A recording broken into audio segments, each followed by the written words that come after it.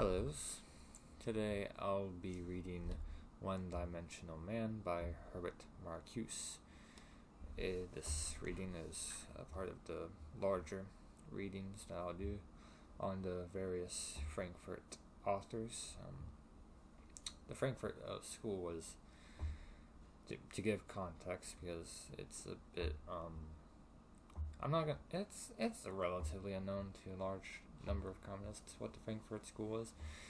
It was basically a philosophic institute with a bunch of academics and all like that. Well, first it was actually funded by the CIA. So, because a large number of the authors, at least of what I've read, tend to be of a very anti-Soviet stance. And not necessarily in a, well, I want this to be successful to develop towards socialism. No, just like straight up like calling Russians barbarians type stuff. You know, what the CIA likes. Now, I haven't read a lot of works from them, so this is a bit of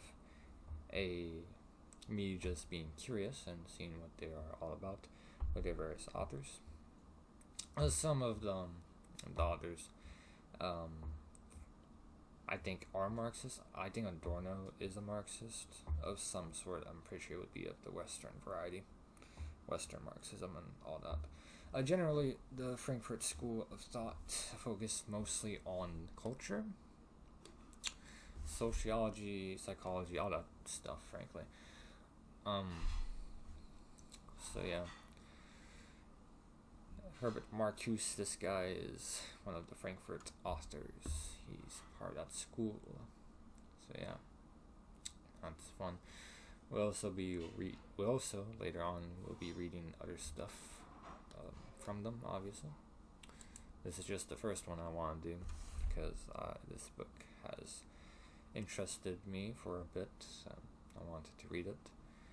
With that being said, very uncharacteristically long intro for me. I don't do a lot of commentary on stuff. So yeah.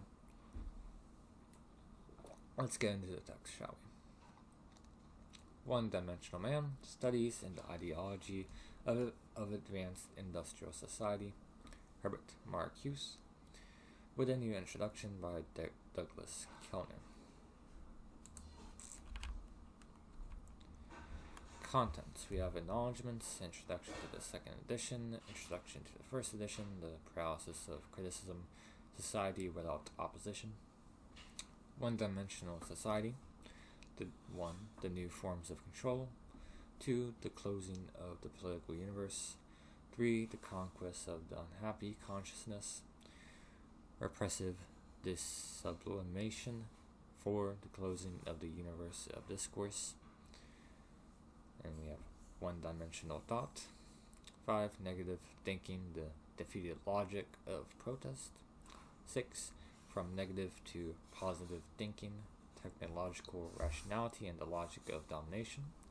7th, the triumph of positive thinking, one-dimensional philosophy. The chances of the alternatives, which has 8, the historical commitment of philosophy.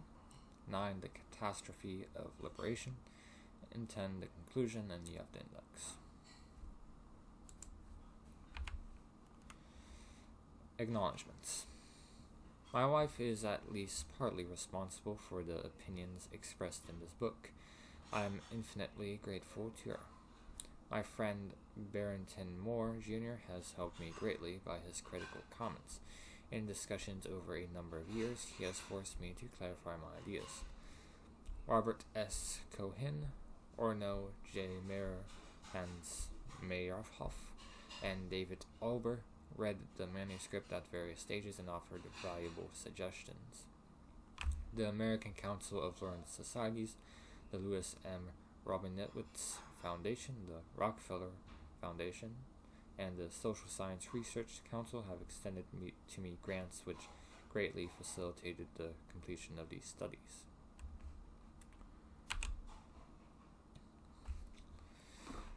Introduction to the second edition. Douglas Kellner.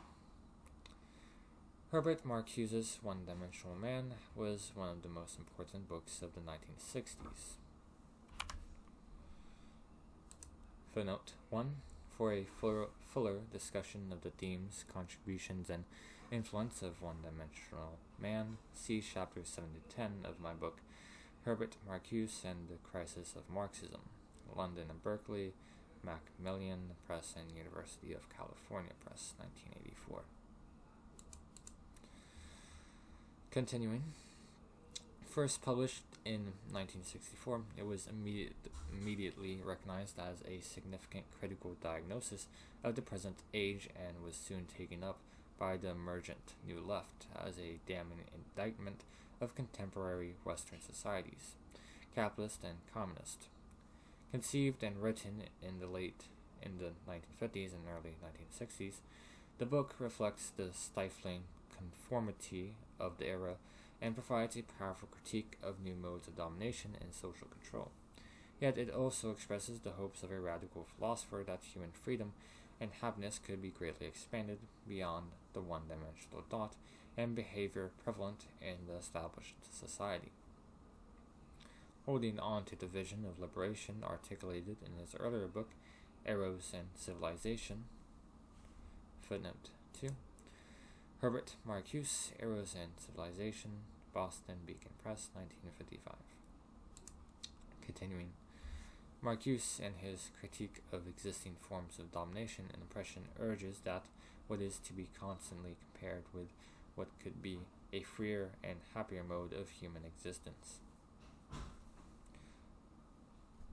On the one hand, One-Dimensional Man is an important work of critical social theory that continues to be relevant today as the forces of domination that Marcuse dissected have become even stronger and more prevalent in the years since he wrote the book. In a prospectus describing his work, Marcuse writes, quote, "This book deals with certain basic tendencies in contemporary industrial society which seem to indicate a new phase of civilization. These tendencies have engendered a mode of thought and behavior which undermines the very foundations of the traditional culture. The chief characteristic of this new mode of thought and behavior is the repression of all values, aspirations, and ideas which cannot be defined in terms of the operations and attitudes validated by the prevailing forms of rationality. The consequence is the weakening and even the disappearance of all genuinely radical critique, the integration of all opposition into the established system." End quote. Footnote 3. Herbert Marcuse, Prospectus of One-Dimensional Man, Beacon Press, Archives, no date. The book contains a theory of quote-unquote advanced industrial society that describes how changes in production, consumption, culture, and thought have produced an advanced state of conformity in which the production of needs and aspirations by the prevailing societal apparatus integrates individuals into the established societies.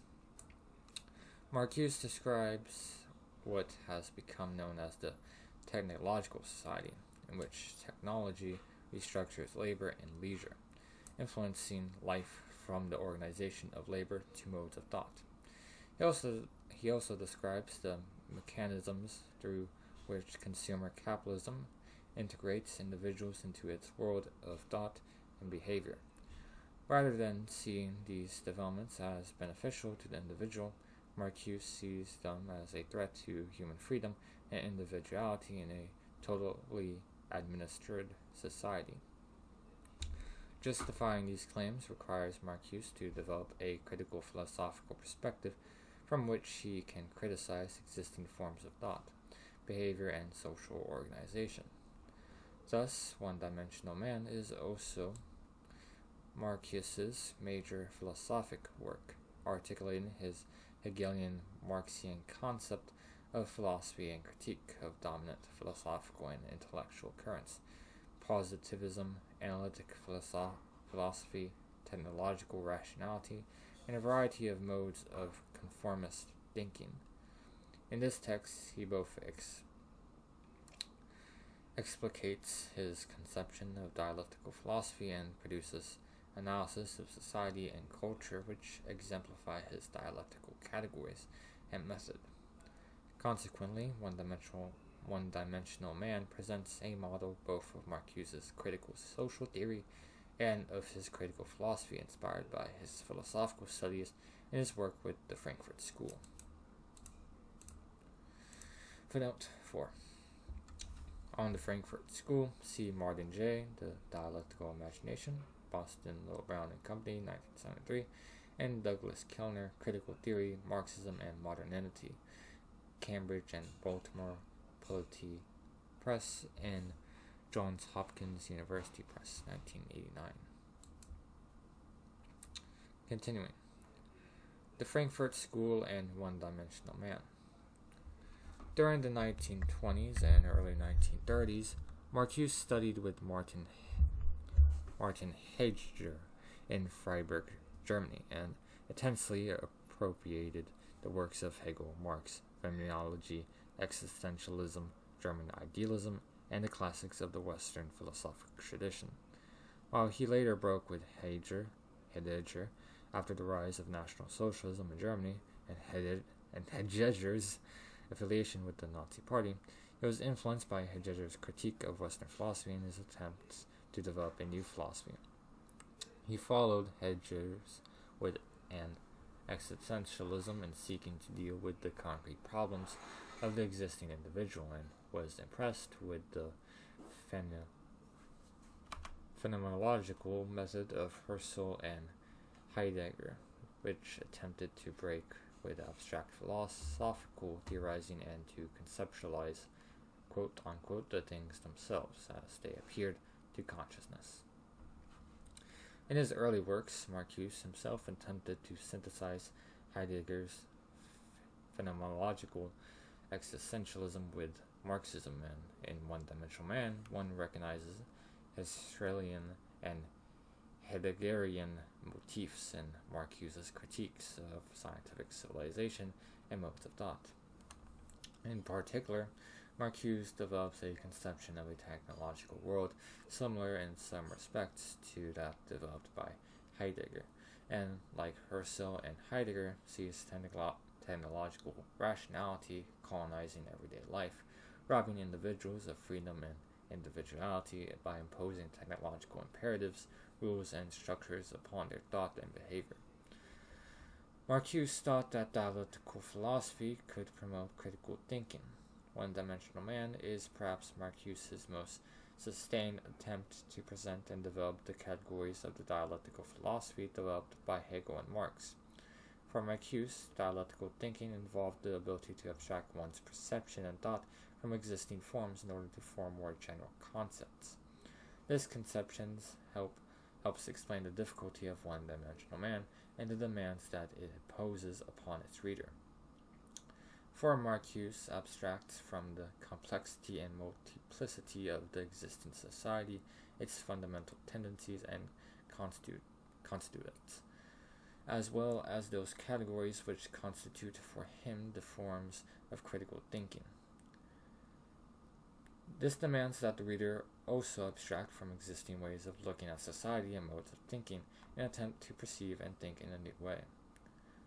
Uncritical thinking derives its beliefs, norms, and values from existing thought and social practices, while critical thought seeks alternatives, modes of thought, and behavior from which it creates a standpoint of critique. Such a critical standpoint requires developing what Marcuse calls quote-unquote negative thinking, which quote-unquote negates existing forms of thought and reality from the perspective of higher possibilities. This practice presupposes the ability to make a distinction between existence and essence, fact and potentiality, and appearance and reality. Mere existence would be negated in favor of realizing higher potentialities, while norms discovered by reason would be used to criticize and overcome lower forms of thought and social organization. Thus, grasping potentialities for freedom and happiness would make possible the negation of conditions that inhabit individuals for development and realization. In other words, perceiving the possibility of self-determination and constructing one's own needs and values could enable individuals to break with the existing world of thought and behavior. Philosophy was thus to supply the norms for social criticism and the idea of liberation which would guide social change and individual self-transformation. It is probably Marcuse's involvement with the critical theory of the Frankfurt School that most decisively influenced the genesis and production of one-dimensional man. After the emergence of Heidegger's public support of National Socialism, and just on the eve of the triumph of the Nazi Party, Marcuse had a job interview with the Frankfurt Institute for Social Research, received a position with them, and joined them in exile after Hitler's ascendancy to power. First in Geneva, Switzerland, and then in New York, where the institute affiliated with Columbia University. Marcuse enthusiastically joined in the institute's collective attempt to develop a critical theory of society. Along with the institute's director, Max Horkheimer, Marcuse was one of their philosophy specialists. He began his work with the institute by producing a critique of fascist ideology.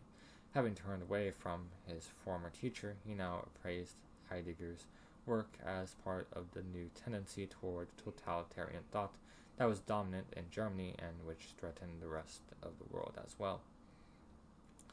During the 1930s, Marcuse worked intensively attempting to explicate and develop philosophical concepts that would be most useful for critical social theory. This project involved the interrogation of the concepts of essence, happiness, freedom, and especially critical reason, which he believed was the central category of philosophical thought and critique. In each case, he took standard philosophical categories and provided them with a materialist base, showing how concepts of essence, for instance, are directly relevant to concrete human life. Footnote 5. See the essays in Herbert Marcuse, Negations, Boston, Beacon Press, 1968. Continuing. Understanding the essential features of the human being on this view illuminates the potentialities that can be realized by individuals and the social conditions that inhibit or foster their development. This concern with critical reason and Hegelian and Marxian modes of dialectical thinking is evident in Reason and Revolution, 1941, Marcuse's first major work in English. Footnote 6. Herbert Marcuse, Reason and Revolution, 2nd edition, Boston, Beacon Press, 1960. Continuing, in which he traces the rise of modern social theory through Hegel, Marx, and positivism. Marcuse's Hegel is a critical dialectical thinker whom he tries to absolve of responsibility for the totalitarian states with which Hegel was often associated as a spiritual progenitor. Marcuse claims that Hegel instituted a method of rational critique that utilized the power of negative thinking, quote-unquote, to criticize irrational forms of social life. The close connection between Hegel and Marx and the ways that Marx developed and concretized Hegel's dialectical method are the vocal points of Marcuse's interpretation, which remains to this day one of the most insightful studies of the relation between Hegel and Marx in the origins of modern social theory. The contrast between one-dimensional and dialectical thinking is made already in his 1930s essay. For Marcuse, one-dimensional thought and action derive their standards and criteria from the existing society, issuing transcendent standards and norms. Critical and dialectical thinking, by contrast, postulates norms of criticism based on rational potentials for human happiness and freedom, which are used to negate existing states of affairs that oppress individuals and restrict human freedom and well-being. Dialectical thought thus posits the existence of another realm of ideas, images, and imagination that serves as a potential guide for a social transformation that would realize the unrealized potentialities for a better life. Marcuse believes that great philosophy and art are the locus of these potentialities and critical norms, and he decodes the best products of Western culture in this light. Throughout the first decade of their period of exile, there was constant discussion within the Institute of Social Research of the need for a systemic treatise on dialectics, which would lay out the categories, modes of thought, and method of dialectical and critical theory. Footnote 7. See Rolf Weyerschan's Die Frankfurtschule, Munich, Hanse, 1986, page 338. Continuing. Max Horkheimer was especially interested in this project and consulted with Marcuse, Theodor Adorno, Karl Korsch, and others concerning how such an ambitious project might be developed. In the United States, Horkheimer and his associates found themselves in an environment in which scientific and pragmatic modes of thinking were dominant, and dialectics was seen as a sort of obscurantist thinking. Concerned to establish the importance of dialectical thinking, Horkheimer and his associates discussed how the great book on dialectics might be conceived and written. Marcuse was extremely eager to work on this project with Horkheimer, who felt himself to be too involved in his work as director of the Institute to be able to devote sufficient time and energy to the project. During the 1940s, however, Horkheimer, Marcuse, and Adorno moved to California, where they had an opportunity to devote themselves full-time to philosophical studies. Soon after following the outbreak of World War II, Marcuse went to Washington to work for the Office of Strategic Services and then the State Department as his contribution to the fight against fascism. Thus, Adorno ended up as Horkheimer's collaborator on the project on dialectics, which became their book Dialectic of Enlightenment. Footnote 8. Max Horkheimer and Theodor W. Adorno, Dialectic of Enlightenment, New York, Seabury, 1972, original 1947. Continuing, the genesis of and development of one-dimensional man. In retrospect, one-dimensional man articulates precisely the Hegelian Marxian philosophical project that Marcuse began developing in the 1930s in his work with the Frankfurt School. In particular, in the sections on one-dimensional thought and the chance of the alternatives, Marcuse develops the mode of critical thinking and ideology critique distinctive of the Frankfurt School most fully. His analysis here exemplify Hegelian Marxian dialectical philosophy, both in his relentless critique of existing modes of what he considers uncritical thought, and in his working out of the categories of critical and dialectical thinking. Chapters 1 through 4 of One-Dimensional Man, by contrast, connect with the Frankfurt School's project of developing a critical theory of contemporary society, which they began producing in the 1930s. Footnote 9. On the critical social theory of the Frankfurt School, see Kellner, Critical Theory, Marxism and Modernity, and essays collected in Stephen Bronner and Douglas Kellner editions, Critical Theory and Society, A Reader, New York, and London Routledge, 1989. Continuing, the Frankfurt School critical social theorists were among the first to analyze the new configurations of the state and economy in contemporary capitalist societies, to criticize the key roles of mass culture and communications, to analyze new modes of technology and forms of social control, to discuss new modes of socialization and the decline of the individual in mass society, and vis-a-vis classical Marxism, to analyze and confront the consequences of the integration of the working classes and the stabilization of capitalism for the project of radical social change. Marcuse's One-Dimensional Man is perhaps the fullest and most concrete development of these themes within the tradition of Frankfurt School critical theory. One can trace the genesis of the major themes of Marcuse's magnus opus in his works from the early 1930s until its publication in 1964. In essays from the early 1940s, Marcuse is already describing how tendencies toward technological rationality were producing a system of totalitarian social control and domination.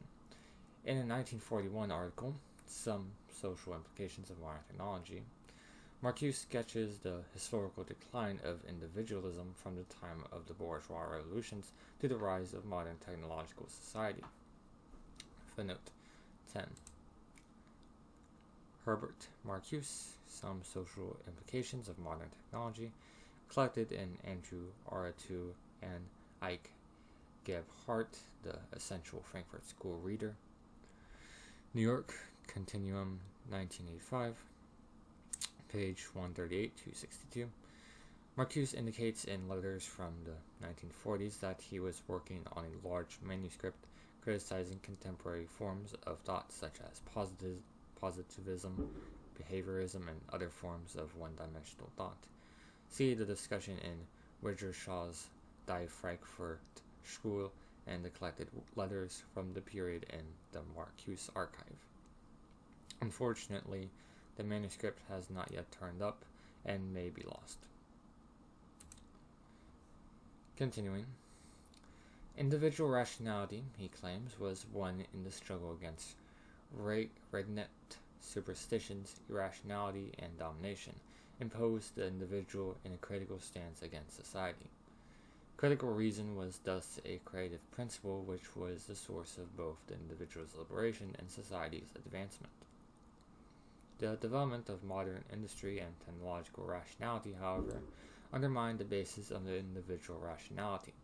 As capitalism and technology developed, advanced industrial society demanded increasing accommodation to the economic and social apparatus and submission to increasing domination and administration. Hence, a mechanics of conformity spread throughout the society.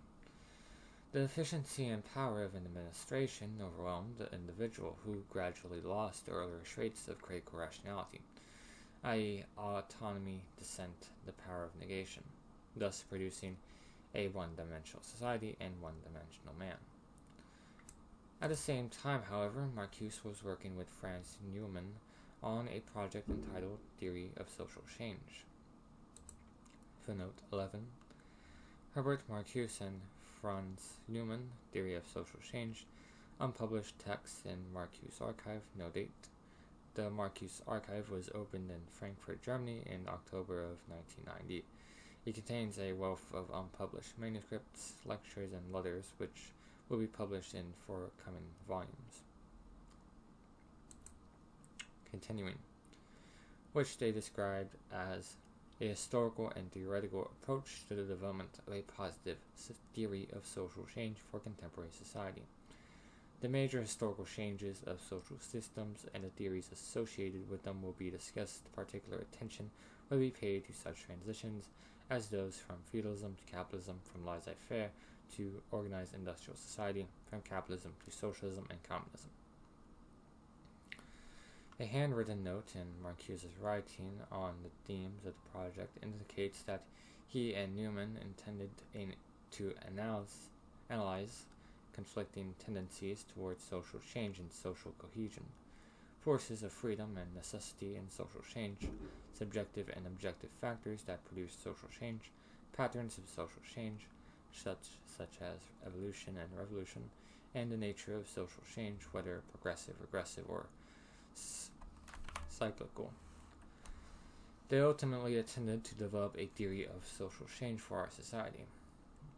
A 17-page typed manuscript in the Marcuse Archive entitled, quote, A History of the Doctrine of Social Change, end quote, presents an overview of the project.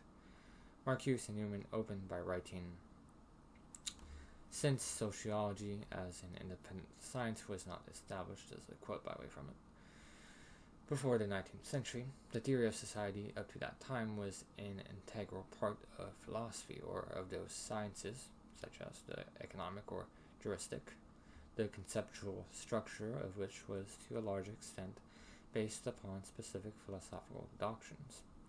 This intrinsic connection between philosophy and the theory of society, a connection which will be explained in the text, formulates the pattern of all particular theories of social change, occurring in the ancient world, in the Middle Ages, and on the commitment of modern times.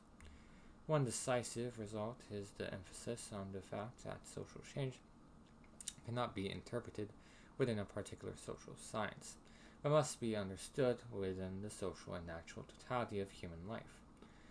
This conception uses, to a large extent, psychological factors in the theories of social change. However, the derivation of social and political concepts from the psyche of man is not a psychological method in the modern sense, but rather involves the negation of psychology as a special science.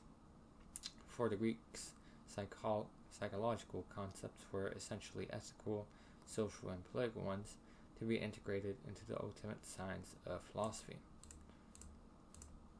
Footnote 12.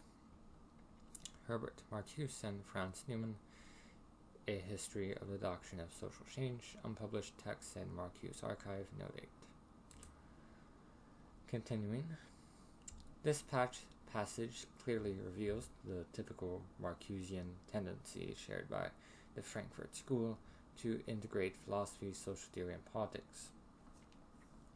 While standard academic practice tended to separate these disciplines, Marcuse and his colleagues perceived their interrelation. Thus, Marcuse and Neumann read ancient philosophy as containing a theory of social change that was basically determined by a search for the conditions that would produce the highest fulfillment of the individual. They read Plato, therefore, as elaborating that form of social order which can best guarantee the development of human potentialities under the prevailing conditions. Quote. For Plato, this involves conceptualizing the idea, forms of life, and the reconstruction of society according to them. Quote, the radical change of the traditional city-state into the Platonic state of estates implies a reconstruction of the economy in such a manner that the economic no longer determines the faculties and powers of man, but is rather determined by them. Marcuse and Neumann propose a systematic examination of ancient, medieval, and modern theories of social change with a view toward developing a contemporary theory of society and social change.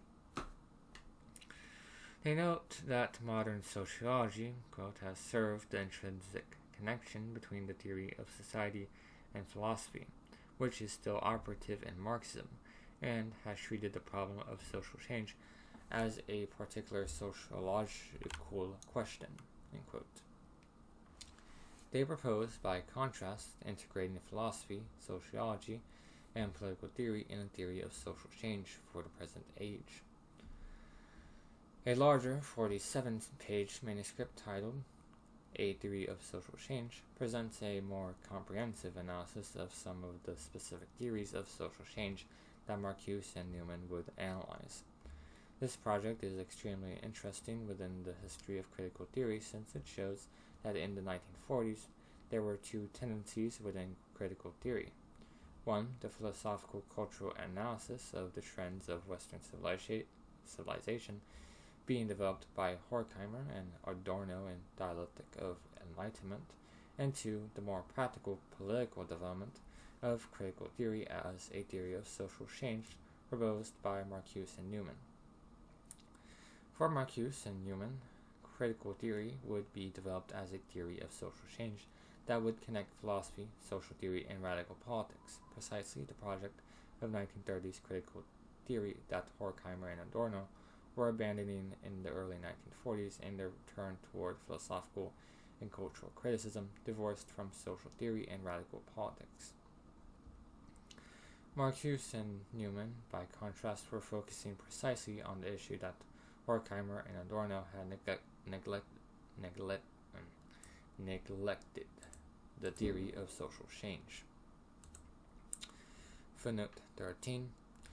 In the Origins of Negative Dialectics, New York, The Free Press, 1977, Susan Buck Morse argues that in the 1930s, there were two models and tendencies of critical theory: the attempt by Marcuse, Horkheimer, and others to develop a critical theory of contemporary society, and the attempts to develop a radical theory and cultural criticism developed by T.W. Adorno and Walter Benjamin. The discovery of the manuscripts by Marcuse and Newman on theories of social change suggests that there were also two distinct tendencies within critical theory in the 1940s. Continuing. With their involvement in anti-fascist work for the U.S. government during the Second World War, their work on the project was suspended, and there is no evidence that Marcuse and Newman attempted to take it up again after the war. During his years of government service from 1942 until the early 1950s, Marcuse continued to develop his critical theory and the themes that would become central to One-Dimensional Man. In a 1946 essay that contained 33 theses on the current world situation, Marcuse sketched what he saw as the social and political tendencies of the present moment. Footnote 14.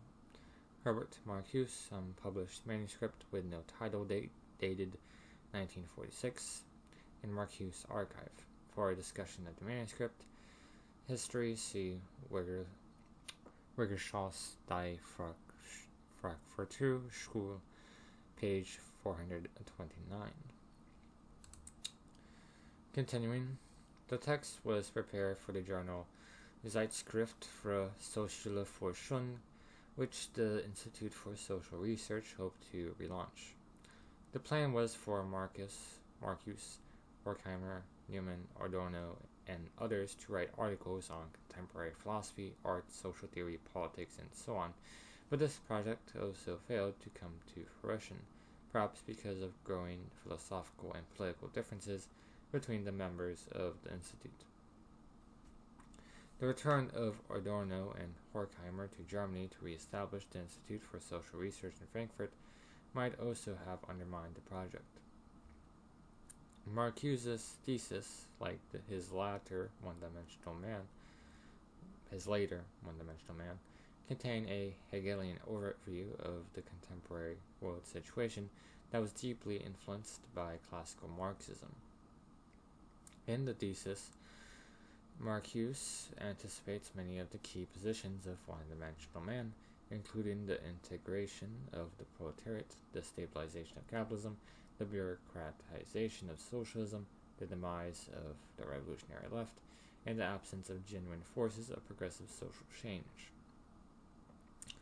In general, the characteristic themes of Marcuse's post-Second World War writings built on the Frankfurt School's analysis of the role of technology and technological rationality, administration and bureaucracy, the capitalist state, mass media, and consumerism, and new modes of social control, which, in their view, produced both a decline in the revolutionary potential of the working class and a decline of the individuality, freedom, and democracy, as well as the stabilization of capitalism.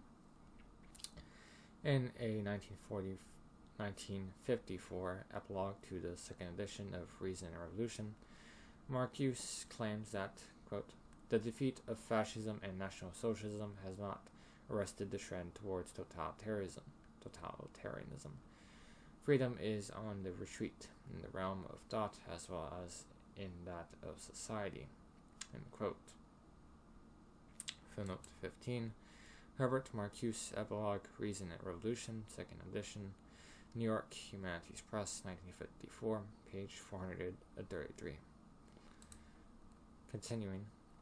In Marcuse's view, the powers of reason and freedom are declining in, quote-unquote, late industrial society. Quote, with the increasing concentration and effectiveness of economic, political, and cultural controls, the opposition in all these fields has been pacified, coordinated, or liquidated, end quote. Indeed, reason has become an instrument of domination. Quote, it helps to organize, administer, and anticipate the powers that be, and to liquidate the power of negativity. Reason has identified itself with reality. What is actual is reasonable, although what is reasonable has not yet become actuality. End quote. Not only Hegel's hope that reason would shape and control reality, but Marx's hope that reason would be embodied in a revolutionary class and rational socialist society had come to naught. The proletariat was not the, quote, absolute negation of capitalist society presupposed by Marx, end quote, and the contradictions of capitalism were not as explosive as Marx had forecast.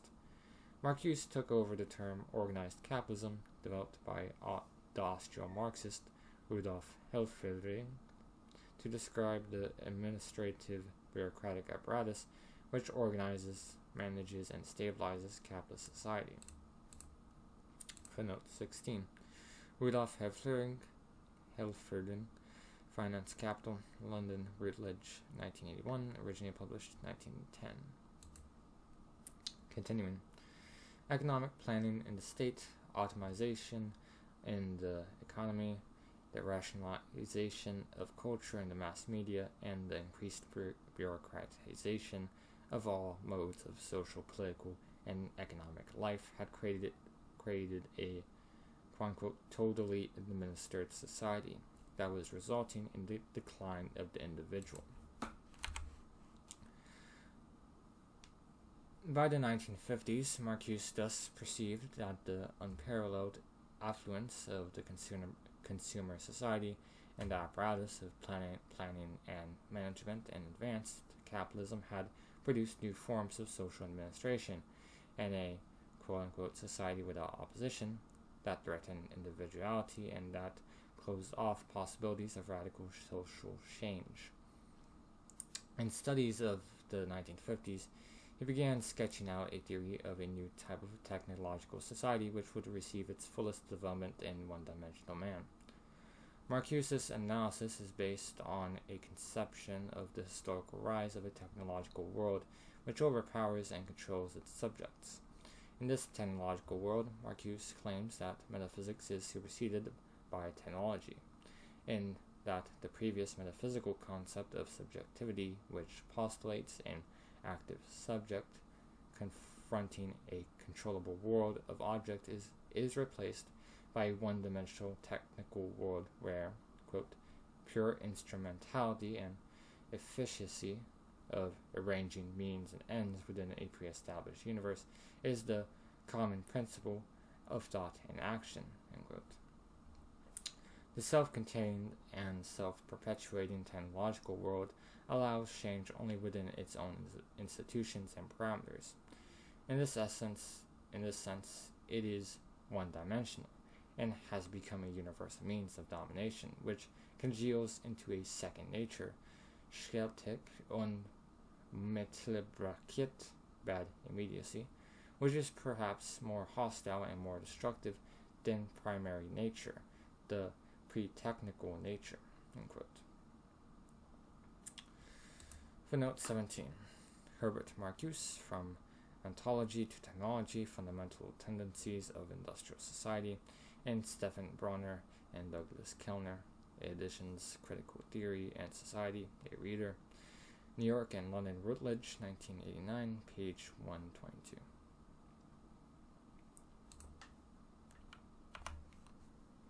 Continuing. There are two ways to read Marcuse's theory of the one-dimensional technical world and society, which is the primary focus of one-dimensional man. One can interpret Marcuse's theory as a global totalizing theory of a new type of society that transcends the contradictions of capitalist society in a new order that eliminates individuality, dissent, and opposition.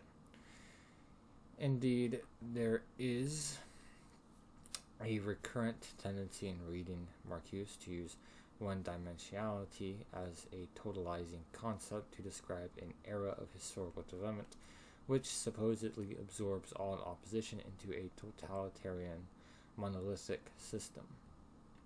However, Marcuse himself rarely, if ever, uses the term one-dimensionality, i.e., as a totalizing noun, but instead tends to speak of one-dimensional man, society, or thought, applying the term as an adjective describing deficient conditions which he criticizes and contrasts with an alternative state of affairs. In fact, Marcuse introduces one-dimensional in his earlier writing as an epistemological concept that makes a distinction between one anthropological phenomena. In light of Marcuse's criticism of one-dimensional states of affairs by posing alternatives that are to be fought for and realized, it is wrong to read him solely as a theorist of the totally administered society, who completely rejects contradiction, conflict, revolt, and alternative thought and action. In One-Dimensional Man and later works, he rejects a monolithic interpretation of the text as an epic of total domination that, in a quasi-Hegelian fashion, subsumes everything into a one-dimensional totality. It is preferable to read it as a dialectical text which contrasts one-dimensional with multi-dimensional thought and behavior. Thus, I would propose interpreting one-dimensional as conforming to existing thought and behavior and lacking a critical dimension and a dimension of potentialities that transcend the existing society. In Marcuse's usage, the adjective one-dimensional describes practices that conform to pre-existing structures, norms, and behavior in contrast to multi-dimensional discourse, which focuses on possibilities that transcend the established state of affairs. This epistemological distinction presupposes antagonism between subject and object, so that the subject is free to perceive possibilities in the world that do not yet exist, but which can be realized. In the one-dimensional society, the subject is assimilated into the object and follows the dictates of external objective norms and structures, thus losing the ability to discover more liberating possibilities and to engage in transformative practice to realize them. Marcuse's theory presupposes the existence of a human subject with freedom, creativity, and self-determination, who stands in opposition to an object world, perceived as substance, which contains possibilities to be realized in secondary qualities like values, aesthetic traits, and aspirations, which can be cultivated to enhance human life. In Marcuse's analysis, one-dimensional man has lost or is losing individuality, freedom, and the ability to dissent and to control one's own destiny. The private space, the dimension of negation and individuality in which one may become and remain a self, is being whittled away by a society which shapes aspirations, hopes, fears, and values, and even manipulates vital needs. In Marcuse's view, the price that one-dimensional man pays for satisfaction is to surrender freedom and individuality. One-dimensional man does not know its true needs because its needs are not its own. They are administered, superimposed, and heteronomous. It is not able to resist domination nor to act autonomously, for it identifies with public behavior and imitates and submits to the powers that be. Lacking the power of authentic self-activity, one-dimensional man submits to increasingly total domination. Marcuse is thus a radical individualist who is deeply disturbed by the decline of the traits of authentic individuality that he so highly values. One-dimensional society and one-dimensional man are the results of a long historical erosion of individuality, which Marcuse criticized over several decades. One-dimensional man can thus be interpreted as an extended protest against the decline of individuality in an advanced industrial society. The cognitive costs include the loss of an ability to perceive another dimension of possibilities that transcend the one-dimensional thought in society. Rooting his conception in Hegel's dialectical philosophy, Marcuse insists on the importance of distinguishing between existence and essence, fact and potential, and appearance and reality. One-dimensional thought is not able to make these distinctions and thus submits to the power of the existing society, deriving its view of the world and mode of behavior from existing practices and mode of thought. Marcuse is again reworking here the Hegelian Marxian theme of reification and alienation, where the individual loses the power of comprehending and transforming subjectivity as it becomes dominated by alien powers and objects. For Marcuse, the distinguishing features of a human being are free and creative subjectivity. If in one's economic and social life one is administered by a technical labor apparatus and conforms to dominant social norms, one is losing one's potentialities or of self-determination and individuality. Alienated from the powers of being a self, one-dimensional man thus becomes an object of administration and conformity. The critical theory of one-dimensional society. One-dimensional man raises the specter of the closing off or entropying, atrophying of the very possibilities of radical social change and human emancipation. Marcuse depicts a situation in which there are no revolutionary classes or groups to militate for radical social change, and in which individuals are integrated into the existing society, content with their lot and unable to perceive possibilities for a happier, inferior life. There are tensions in the book, however, between the development of a more general theory of advanced industrial society and a more specific critique of contemporary capitalist societies, especially U.S. society, from which he derives most of his examples. Marcuse draws on the social analysis of C. Wright Mills, Daniel Bell, Vance Packard, and critical journalists like Fred Cook for examples of the trends that he sees in contemporary U.S. society. And he also draws on European theories, such as French theories of the technological society and the new working class, and he depicts trends in contemporary communist societies that he believes are similar to those in capitalist ones.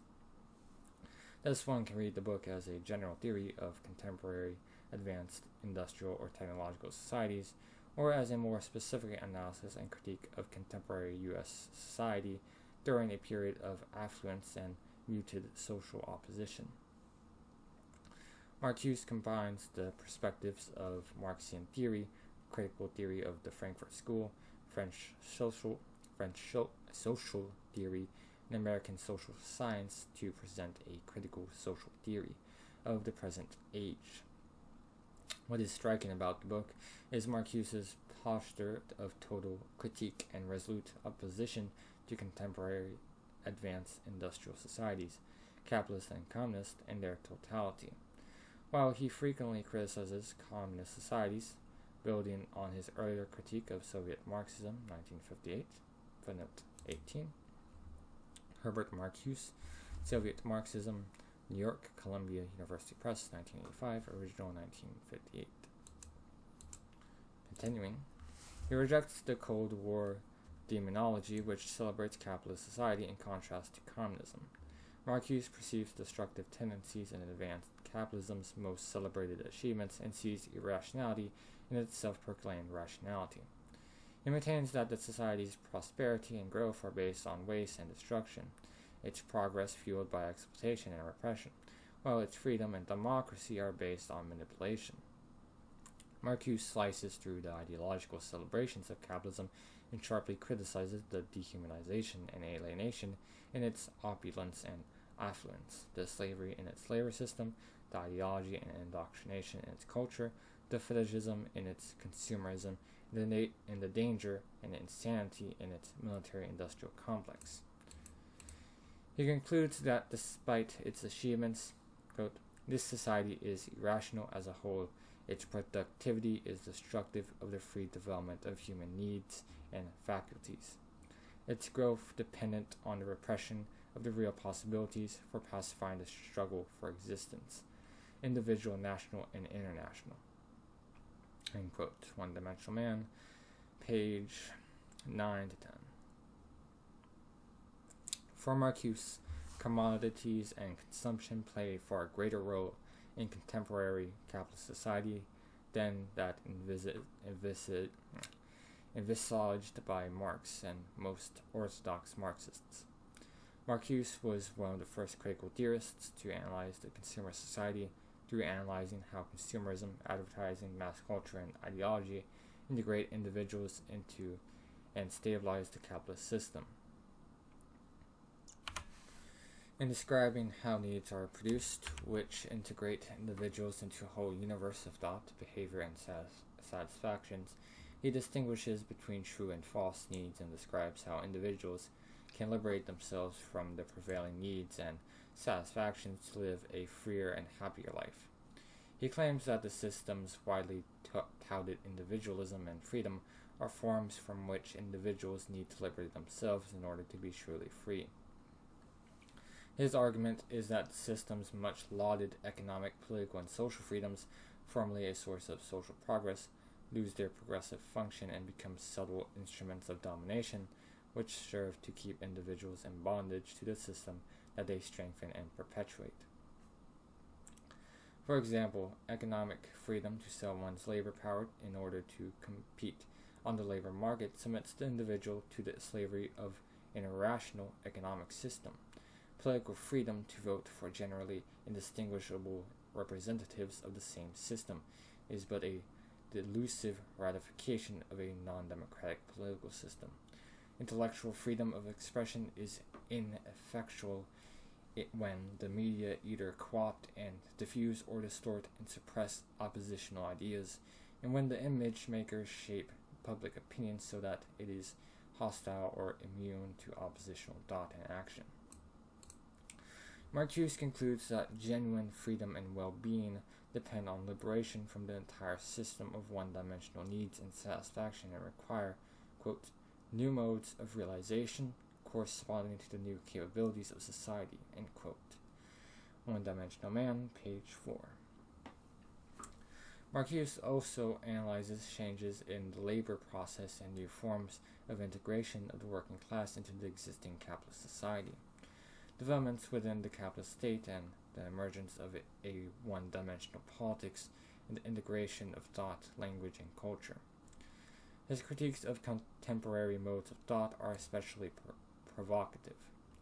He also critically analyzes new forms of technology and technological rationality which are producing a qualitatively different social structure, a totally administered society. Together, these analyses provide theoretical perspectives on the new forms of capitalist hegemony and stabilization which had emerged in the 1950s and early 1960s.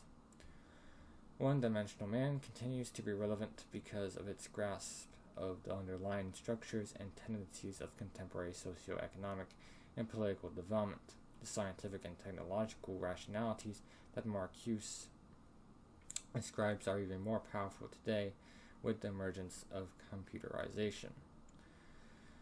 The proliferation of media and information, and the development of new techniques and forms of social control. And yet, this society is more irrational than previously. Marcuse's description of 1964 still rings true today.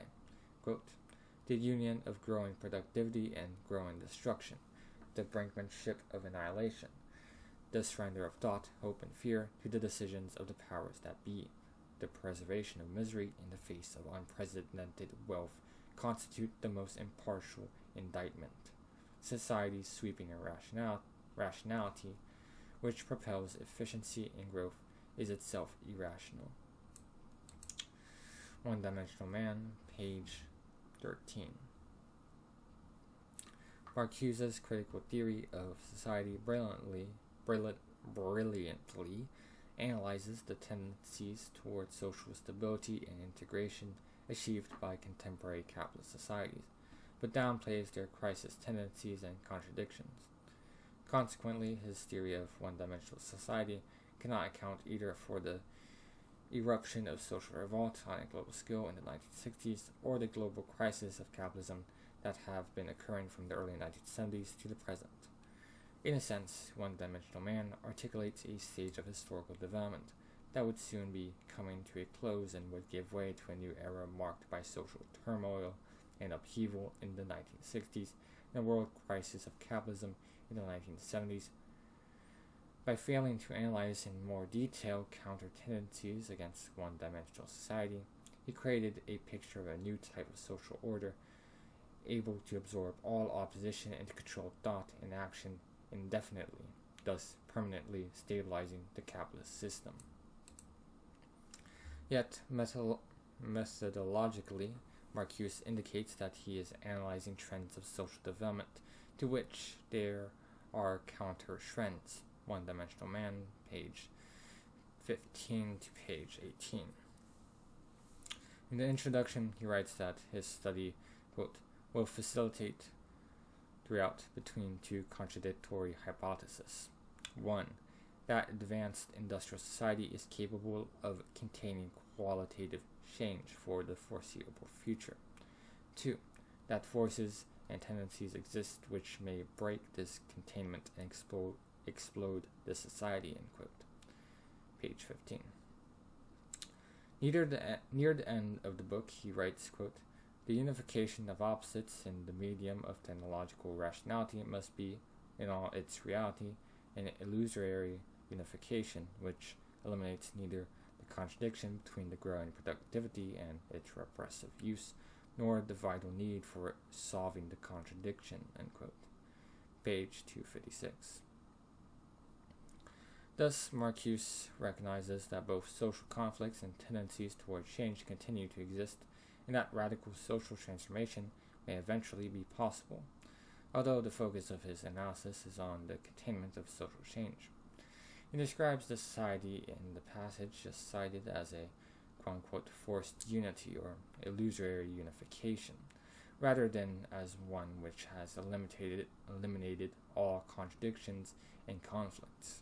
Thus, to interpret properly both One-Dimensional Man and Marcuse's project as a whole, One-Dimensional Man,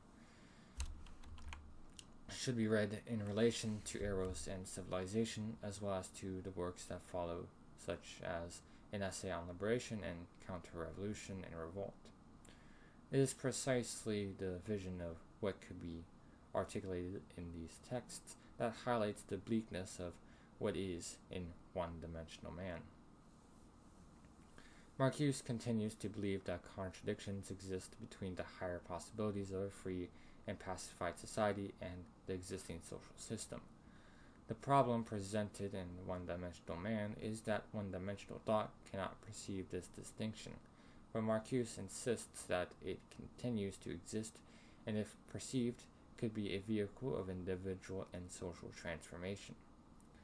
In his writings after One-Dimensional Man, Marcuse focuses more on social contradictions, struggles, and the disintegrating factors in existing societies, capitalist and communist. One-Dimensional Man should thus be read as a theory of the containment of social contradictions, forces of negation, and possibilities of liberation that exist but are suppressed. Even in One-Dimensional Man, Marcuse continues to point to these forces and possibilities and to recognize the liberating potential hidden in the oppressive social system, especially in technology, which could be used to eliminate alienated labor and to produce a better life for all. Marcuse always stresses liberation, and his thought is animated by a utopian vision that life could be as it is in art, and dreams if only a revolution would take place that would eliminate its repressive features. A lesson that might be drawn from his work is that critical and dialectical social theory should analyze containment and stabilization, as well as contestation and struggle. In some eras, stabilization and containment may predominate, while in others, upheaval and struggle may be dominant, or both trends could be opposed against each other. Certainly, from the 1980s to the present, conservative trends have been dominant. Yet, to present an adequate model for contemporary social theory and politics, forms of both domination and resistance should be analyzed. Consequently, rather than conceptualizing contemporary societies as closed monoliths of domination, they should be analyzed as systems of contradictions, tensions, and conflicts which oscillate from stasis to change, from oppression and domination to struggle and resistance, and from stability and containment to conflict and crisis. Reception and contemporary relevance. In sharply criticizing contemporary capitalist societies, Marcuse went against the currents of conformist academic thinking and anticipated the multifaceted critiques of U.S. society that were to emerge in the 1960s. One-Dimensional Man had a curious reception and impact. It angered both orthodox Marxists who could not accept such thoroughgoing revision of Marxism and many others who were unable to assent to such radical critiques of contemporary capitalist society. The book was, however, well received by the New Left and a generation dissatisfied with the current social order and the orthodoxies of the dominant Marxist and academic theories. For the New Left, One-Dimensional Man articulated what young radicals felt was wrong with society, and the book's dialectic of liberation and domination provided a framework for radical politics which struggled against domination and for liberation.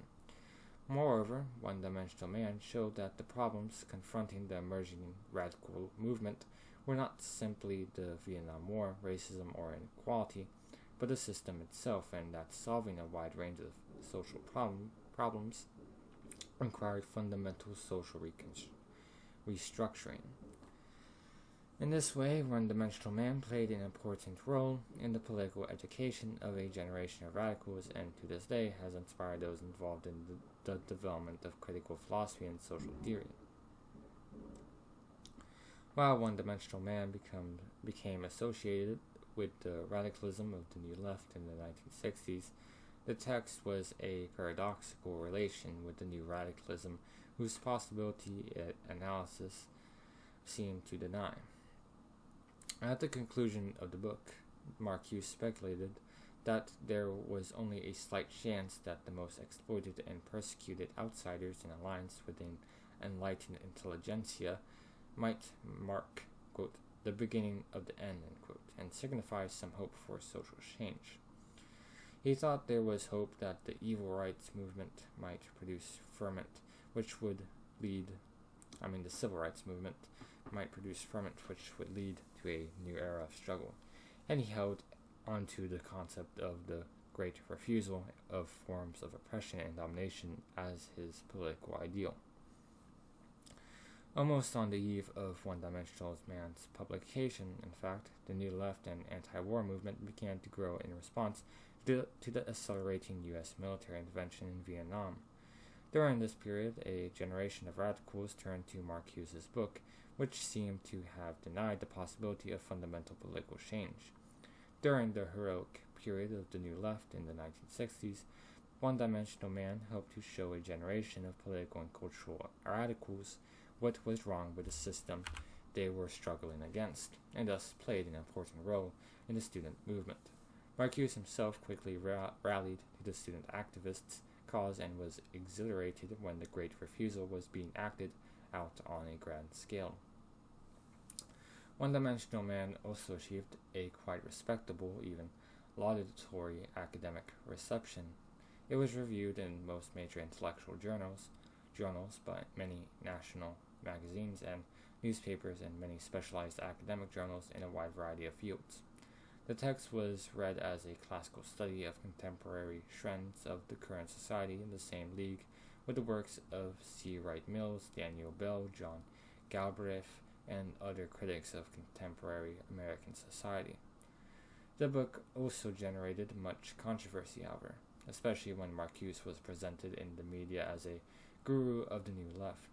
For a generation of young radicals took up Marcuse's text as an essential criticism of existing forms of thought and behavior, and Marcuse himself identified with the New Left and defended their politics and opposition. During the late 1960s and early 1970s, Marcuse's work was probably the most influential social theory of its day and was read and criticized by individuals from a variety of different perspectives. He modified some of his positions in his later writings in response to some of these criticisms, though he continued to be a radical critic of forms of domination and to champion what he perceived as forces of liberation. In particular, he went beyond his model of one-dimensional society in books like An Essay on Liberation, 1969, and Counter-Revolution and Revolt, 1972, and celebrated all the most radical forms of oppositional thought in action. And then, in his last years, Marcuse turned positively to feminism and new social movements after the demise of the New Left in the early 1970s. Near the end of his life, when I asked him what he thought of One-Dimensional Man, Marcuse replied that, quote, "I stick to what I wrote in One-Dimensional Man," end quote, insisting that his analysis of social trends had been confirmed by recent assaults on the changes that the struggles of the 1960s had been producing. Marcuse mentioned attacks on welfare programs, typified by Proposition 13 in California, which cuts taxes for welfare spending, demands by government and business for cutbacks on social programs, and a decrease in government regulation, the Berufsverbot in Germany, and other repressions of radicals throughout the world, conservative attacks on abortion, feminism, and the Equal Rights Amendment, the increased strength of major transnational corporations, and conservative and neoconservative offenses in many areas of social and political life. He added, however, that the 1960s had unleashed new social forces, opening up new space for struggle that still existed and should be used by forces of opposition to militate for radical social change. Marcuse died in 1979. Had he lived through the eras of Reagan and Bush, no doubt he would have insisted that One-Dimensional Man is more relevant than ever after a decade of conservative hegemony. Rampant capitalism and a series of U.S. military interventions and covert operations in Grenada, Nicaragua, Panama, and many parts of the world culminating in the Persian Gulf War. Marcuse was a sharp critic of militarism and a lover of life who hated death and killing. He feared that more sophisticated technologies would instrumentalize war and produce even more brutal forms of destruction, a vision amply confirmed in the Vietnam and Persian Gulf Wars. Indeed, One-Dimensional Man provides a model analysis of the synthesis of business, the state, the media, and other cultural institutions under the hegemony of corporate capital, which characterizes the U.S. economy and polity in the 1980s and early 1990s. While Marcuse does not adequately analyze the antagonisms that always exist between ruling groups and those in opposition to oppressive policies, he certainly provides illuminating perspectives on the sort of conservatism dominant in the past decade. In particular, Reagan and Reaganism exemplified one-dimensional positive thinking to an extreme degree. The way that the media and political establishment went along with Reaganism in the late 1980s indicates trends towards one-dimensional thought and politics that have only intensified in the early 1990s. Marcuse's One-Dimensional Man is especially relevant in regard to the resurgence of militarism during and after the Persian Gulf War. This syndrome of denial and projection and unleashing of aggressive energies was a familiar one for the Freudian Herbert Marcuse, who constantly argued that advanced industrial societies unleashed ever more lethal destructiveness, which finds a mass base of approval in those who have been conditioned to approve of aggression. One-dimensional society operates by steering erotic and destructive instinctual energies into socially controlled modes of thought and behavior. Aggressive behavior thus provides a social bond, unifying those who gain in power and self-esteem, through identifying with forms of aggression against shared objects of hate. This trend is all too visible in current American society. And Marcuse's analysis of aggression and militarism should be read anew during this era of resurgent aggression and one-dimensional conservatism. Yet the legacy of the 1960s, of which Marcuse was a vital part, lives on, and the Great Refusal is still practiced by oppositional groups and individuals who refuse to conform to existing oppression and domination. Marcuse should be widely read and studied again to help nourish a renewal of critical thinking and radical politics. For social domination continues to be a block of human freedom, and happiness and liberation continues to be a hope for those who refuse to join the contemporary celebration of militarism, the forces of conservatism, and the unrestrained capitalism. For quoting Walter Benjamin at the end of One Dimensional Man, quote, "It is only for the sake of those without hope that hope is given to us." Introduction to the first edition, The Paralysis of Criticism, Society Without Opposition. Does not the threat of an atomic catastrophe which could wipe out the human race also serve to protect the very forces which perpetuate this danger? The efforts to prevent such a catastrophe overshadow the search for its potential causes in contemporary industrial society. These causes remain unidentified, unexposed, and unattacked by the public because they recede before the all-too-obvious threat from without, to the west from the east, to east from the west. Equally obvious is the need for being prepared, for living on the brink, for facing the challenge. We submit to the peaceful production of the means of destruction, to the perfection of waste, to being educated for a defense which deforms the defenders and that which they defend. If we attempt to relate the causes of danger to the way in which society is organized and organizes its members, we are immediately confronted with the fact that advanced industrial society becomes richer, bigger, and better as it perpetuates the danger. The defense structure makes life easier for a greater number of people and extends man's mastery of nature. Under these circumstances, our mass media have little difficulty in selling particular interests as those of all sensible men. The political needs of society become individual needs and aspiration. Their satisfaction promotes business and the common weal, and the whole appears to be the very embodiment of reason. And yet this society is irrational as a whole.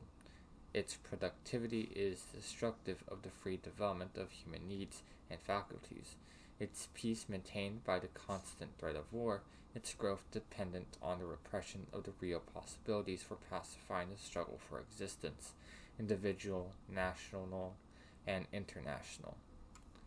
This repression, so different from that which characterized the preceding, less developed stages of our society, operates today not from a position of natural and technical immaturity, but rather from a position of strength. The capabilities, intellectual and material, of contemporary society are immeasurable, greater than ever before, which means that the scope of society's domination over the individual is immeasurably greater than ever before. Our society distinguishes itself by conquering the centrifugal social forces with technology rather than terror, on the dual basis of an overwhelming efficiency and an increasing standard of living. To investigate the roots of these developments and examine their historical alternatives is part of the aim of a critical theory of contemporary society, a theory which analyzes society in the light of its used and unused or abused capabilities for improving the human condition. But what are the standards for such a critique? Certainly, value judgments play a part.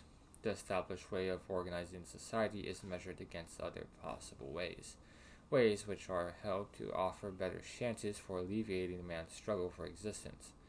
A specific historical practice is measured against its own historical alternatives. From the beginning, any critical theory of society is thus confronted with the problem of historical objectivity, a problem which arises at the 2 points where the analysis implies value judgments.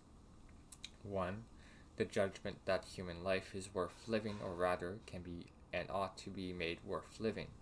This judgment underlies all intellectual effort. It is the a priori of social theory. In its rejection, which is perfectly logical, rejects theory itself. 2. The judgment that in a given society specific possibilities exist for the amelioration of human life and specific ways and means of realizing these possibilities. Critical analysis has to demonstrate the objective validity of these judgments, and the demonstration has to proceed on empirical grounds. The established society has available an ascertainable quantity and quality of intellectual and material resources. How can these resources be used for the optimal development and satisfaction of individual needs and faculties with a minimum of toil and misery? Social theory is historical theory, and history is the realm of chance and the realm of necessity. Therefore, among the various possible and actual modes of organizing and utilizing the available resources, which ones offer the greatest chance of an optimal development? The attempt to answer these questions demands a series of initial abstractions. In order to identify and define the possibilities of an optimal development, the critical theory must abstract from the actual organization and utilization of society's resources, and from the results of this organization and utilization. Such abstraction, which refuses to accept the given universe of facts as the final context of validation, such transcending quote-unquote analysis of the facts in the light of their arrested and denied possibilities, pertains to the very structure of social theory. It is opposed to all metaphysics by virtue of the rigorously historical character of the transcendence. Footnote 1. The terms transcend and transcendence are used throughout in the empirical critical sense. They designate tendencies in theory and practice which, in given society, overshoot the established universe of discourse and action towards its historical alternatives, real possibilities. Continuing, the quote-unquote possibilities must be within the reach of the respective society. They must be definable goals of practice. By the same token, the abstraction from the established institutions must be expressive of an actual tendency. That is, their transformation must be the real need of the underlying population. Social theory is concerned with the historical alternatives which haunt the established society as subversive tendencies and forces. The values attached to the alternatives do become facts when they are translated into reality by historical practice. The theoretical concepts terminate with social change. But here, advanced industrial society confronts the critique with a situation which seems to deprive of its very basis. Technical progress, extended to a whole system of domination and coordination, creates forms of life and of power which appear to reconcile the forces opposing the system and to defeat or refute all protest in the name of the historical prospects of freedom from toil and domination. Contemporary society seems to be capable of containing social change, qualitative change, which would establish essentially different institutions, a new direction of the productive process, new modes of human existence. This containment of social change is perhaps the most singular achievement of advanced industrial society.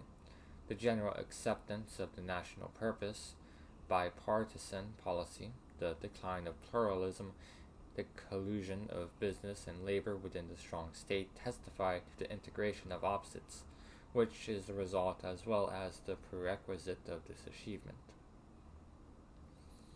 A brief comparison between the formative stage of the theory of industrial society and its present situation may help to show how the basis of the critique has been altered.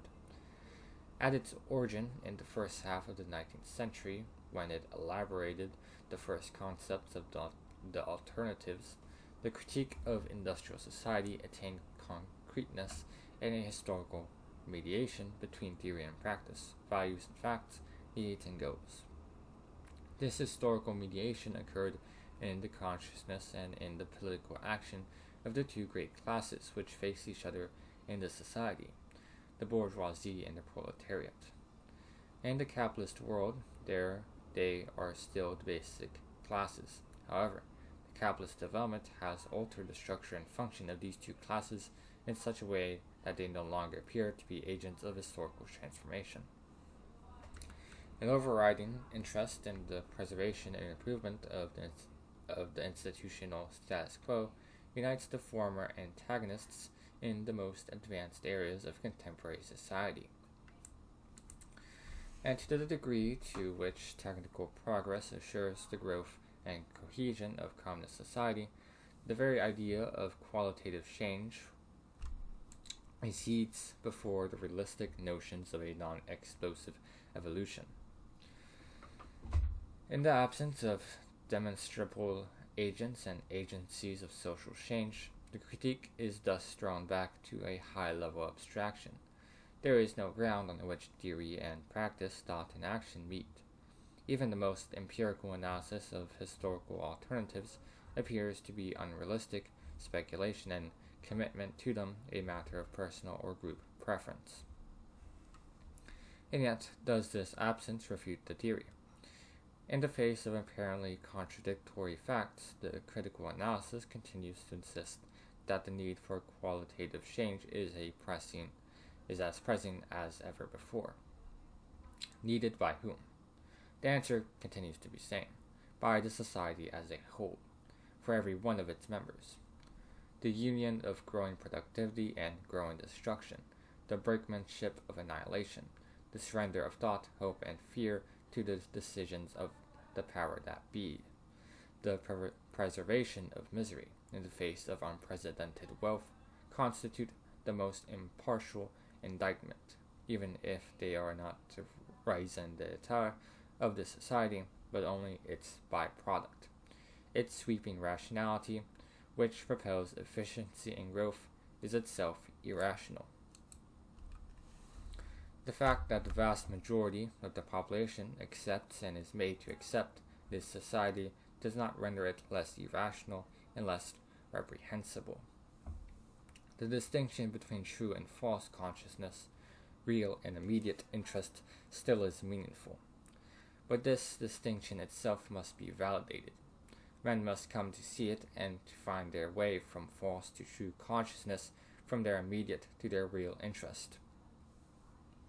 They can do so only if they live in need of changing their way of life, of denying the positive, or of refusing it. It is precisely this need which the established society manages to repress to the degree to which it is capable of delivering the goods on an increasingly large scale, and using the scientific conquest of nature for the scientific conquest of man.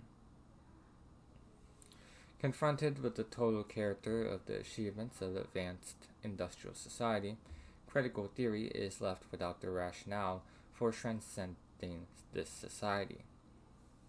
The vacuum empties the theoretical structure itself, because the categories of a critical social theory were developed during the period in which the need for a refusal and subversion was embodied in the action of effective social forces.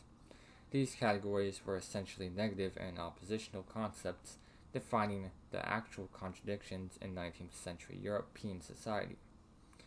The category, quote-unquote, society itself expressed the acute conflict between the social and political sphere, society as antagonistic to the state. Similarly, quote-unquote, individual, quote-unquote, class, quote-unquote, private, quote-unquote, family, denoted spheres and forces not yet integrated with the established conditions, spheres of tension and contradiction. With the growing integration of industrial society, these categories are losing their critical connotation and tend to become descriptive, deceptive, or operational terms. In an attempt to recapture the critical intent of these categories and to understand how the intent was cancelled by the social reality, appears from the outset to be regression from a theory joined with historical practice to abstract speculative thought. From the critique of political economy to philosophy, this ideological character of the critique results from the fact that the analysis is forced to proceed from a position outside the positive as well as negative, the productive as well as destructive tendencies in society. Modern industrial society is the pervasive identity of these opposites. It is the whole that is in question. At the same time, the position of theory cannot be one of mere speculation. It must be a historical position in the sense that it must be grounded on the capabilities of the given society. This ambiguous situation involves a still more fundamental ambiguity. One-dimensional man will vacillate throughout between two contradictory hypotheses. One, that advanced industrial society is capable of containing qualitative change for the foreseeable future. Two, that forces and tendencies exist which may break this containment and explode the society. I do not think that a clear answer can be given. Both tendencies are there, side by side, and even the one in the other. The first tendency is dominant, and whatever preconditions for a reversal may exist are being used to prevent it. Perhaps an accident may alter the situation, but unless the recognition of what is being done and what is being prevented subverts the consciousness and the behavior of man, not even a catastrophe will bring about the change. The analysis is focused on advanced industrial society, which the technical apparatus of production and distribution, with an increased sector of automation, functions not as the sum total of mere instruments which can be isolated from their social and political effects, but rather as a system which determines a priori the product of the apparatus as well as the operations of servicing and extending it. In this society, the productive apparatus tends to become totalitarian to the extent to which it determines not only the socially needed occupations, skills, and attitudes, but also individual needs and aspirations. It thus obliterates the opposition between the private and public existence, between individual and social needs. Technology serves to institute new, more effective, and more pleasant forms of social control and social cohesion. The totalitarian tendency of these controls seems to assert itself in still another sense by spreading to the less developed and even to the pre-industrial areas of the world, and by creating similarities in the development of capitalism and communism. In the face of the totalitarian features of this society, the traditional notion of the neutrality of technology can no longer be maintained. Technology as such cannot be isolated from the use to which it is put. Technological society is a system of domination which operates already in the concept and construction of techniques. The way in which a society organizes the life of its members involves an initial choice between historical alternatives which are determined by the inherited level of the material and intellectual culture. The choice itself results from the play of the dominant interests. It anticipates specific modes of transforming and utilizing man and nature and rejects other modes. It is one quote-unquote project of realization among others. Footnote 2. The term project emphasizes the element of freedom and responsibility in historical determination. It links autonomy and contingency. In this sense, the term is used in the work of Jean-Paul Sartre. For a further discussion, see Chapter 8 below. Continuing. But once the project has become operative in the basic institutions and relations, it tends to become exclusive and to determine the development of their society as a whole.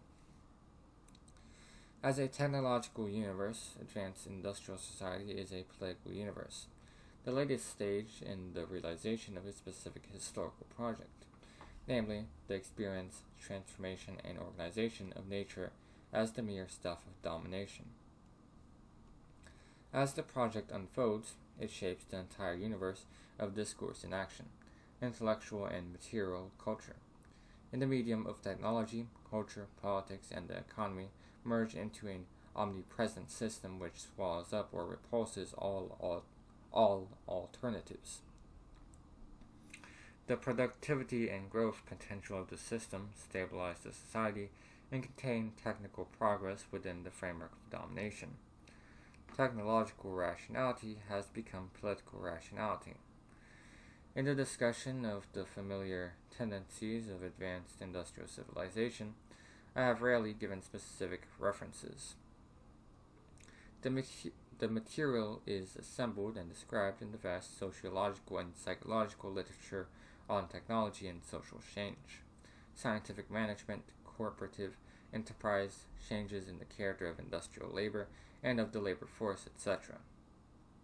There are many unideological analysis of the facts, such as Burrell and Means, the modern corporation and private property, the reports of the 76th Congress, Temporary National Economic Committee on the Concentration of Economic Power, the publications of the AFL-CIO on automation and major technological change, but also those of news and letters and correspondence in Detroit.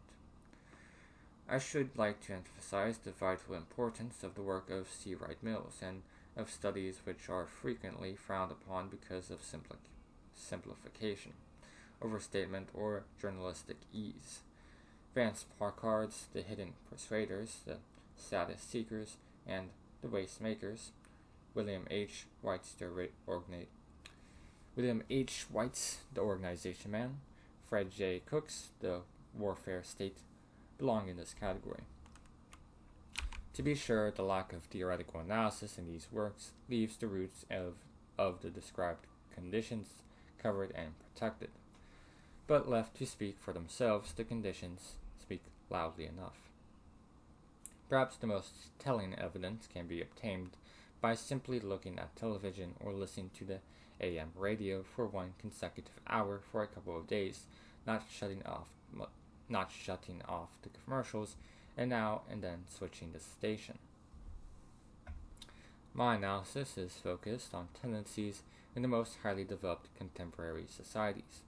There are no large areas within and without these societies where the described tendencies do not prevail. I would say, not yet prevail. I am projecting these tendencies and offer some hypothesis, nothing more. One-dimensional society. Chapter 1: The New Forms of Control. A comfortable, smooth, reasonable, democratic unfreedom prevails in advanced industrial civilization, a token of technical progress. Indeed, what could be more rational than the suppression of individuality and the mechanization of socially necessary but painful performances, the concentration of individual enterprises in more effective, more productive corporations, the regulation of free competition among unequally equipped economic subjects, the curtailment of prerogatives and national sovereignties which impede the international organization of resources. That this technological order also involves a political and intellectual coordination may be a regrettable and yet promising development. The rights and liberties, which were such vital factors in the origins and earlier stages of industrial society, yield to a higher stage of this society. They are losing their traditional rationale and content. Freedom of thought, speech, and conscience were just as free enterprise, which they serve to promote and protect, essentially critical ideas designed to replace an obsolete material and intellectual culture by a more productive and rational one. Once institutionalized, these rights and liberties shared the fate of the society of which they had become an integral part. The achievement cancels the premises. To the degree to which freedom from want, the concrete substance of all freedom, is becoming a real possibility, the liberties which pertain to a state of lower productivity are losing their former content. Independence of thought, autonomy, and the right to political opposition are being deprived of their basic critical function in a society which seems increasingly capable of satisfying the needs of the individuals through the way in which it is organized.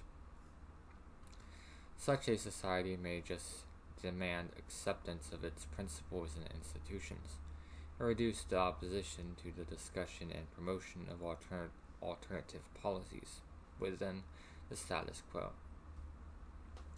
In this respect, it seems to make little difference whether the increasing satisfaction of needs is accomplished by an authoritarian or non-authoritarian system. Under the conditions of a rising standard of living, nonconformity with the system itself appears to be socially useless, and the more so when it entails tangible economic and political disadvantages and threatens the smooth operation of the whole. Indeed, at least insofar as the necessities of life are involved, there seems to be no reason why the production and distribution of goods and services should proceed through the competitive concurrence of individual liberties. Freedom of enterprise was from the beginning not altogether a blessing.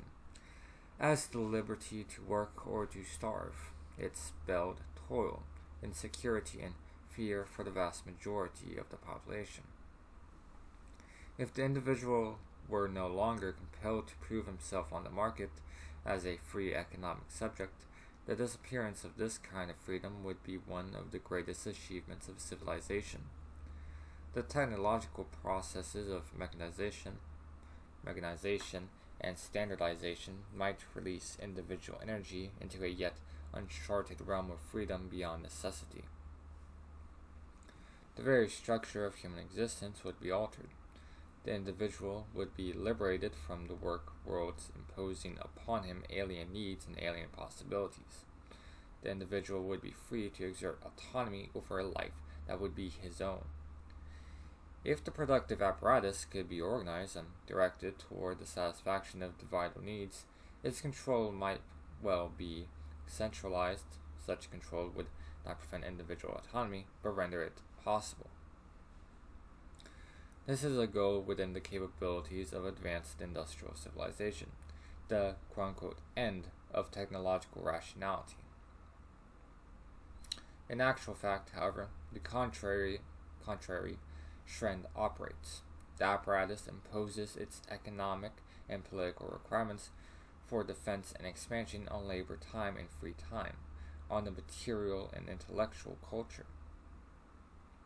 By virtue of the way it has organized its technological base, contemporary industrial society tends to be totalitarian.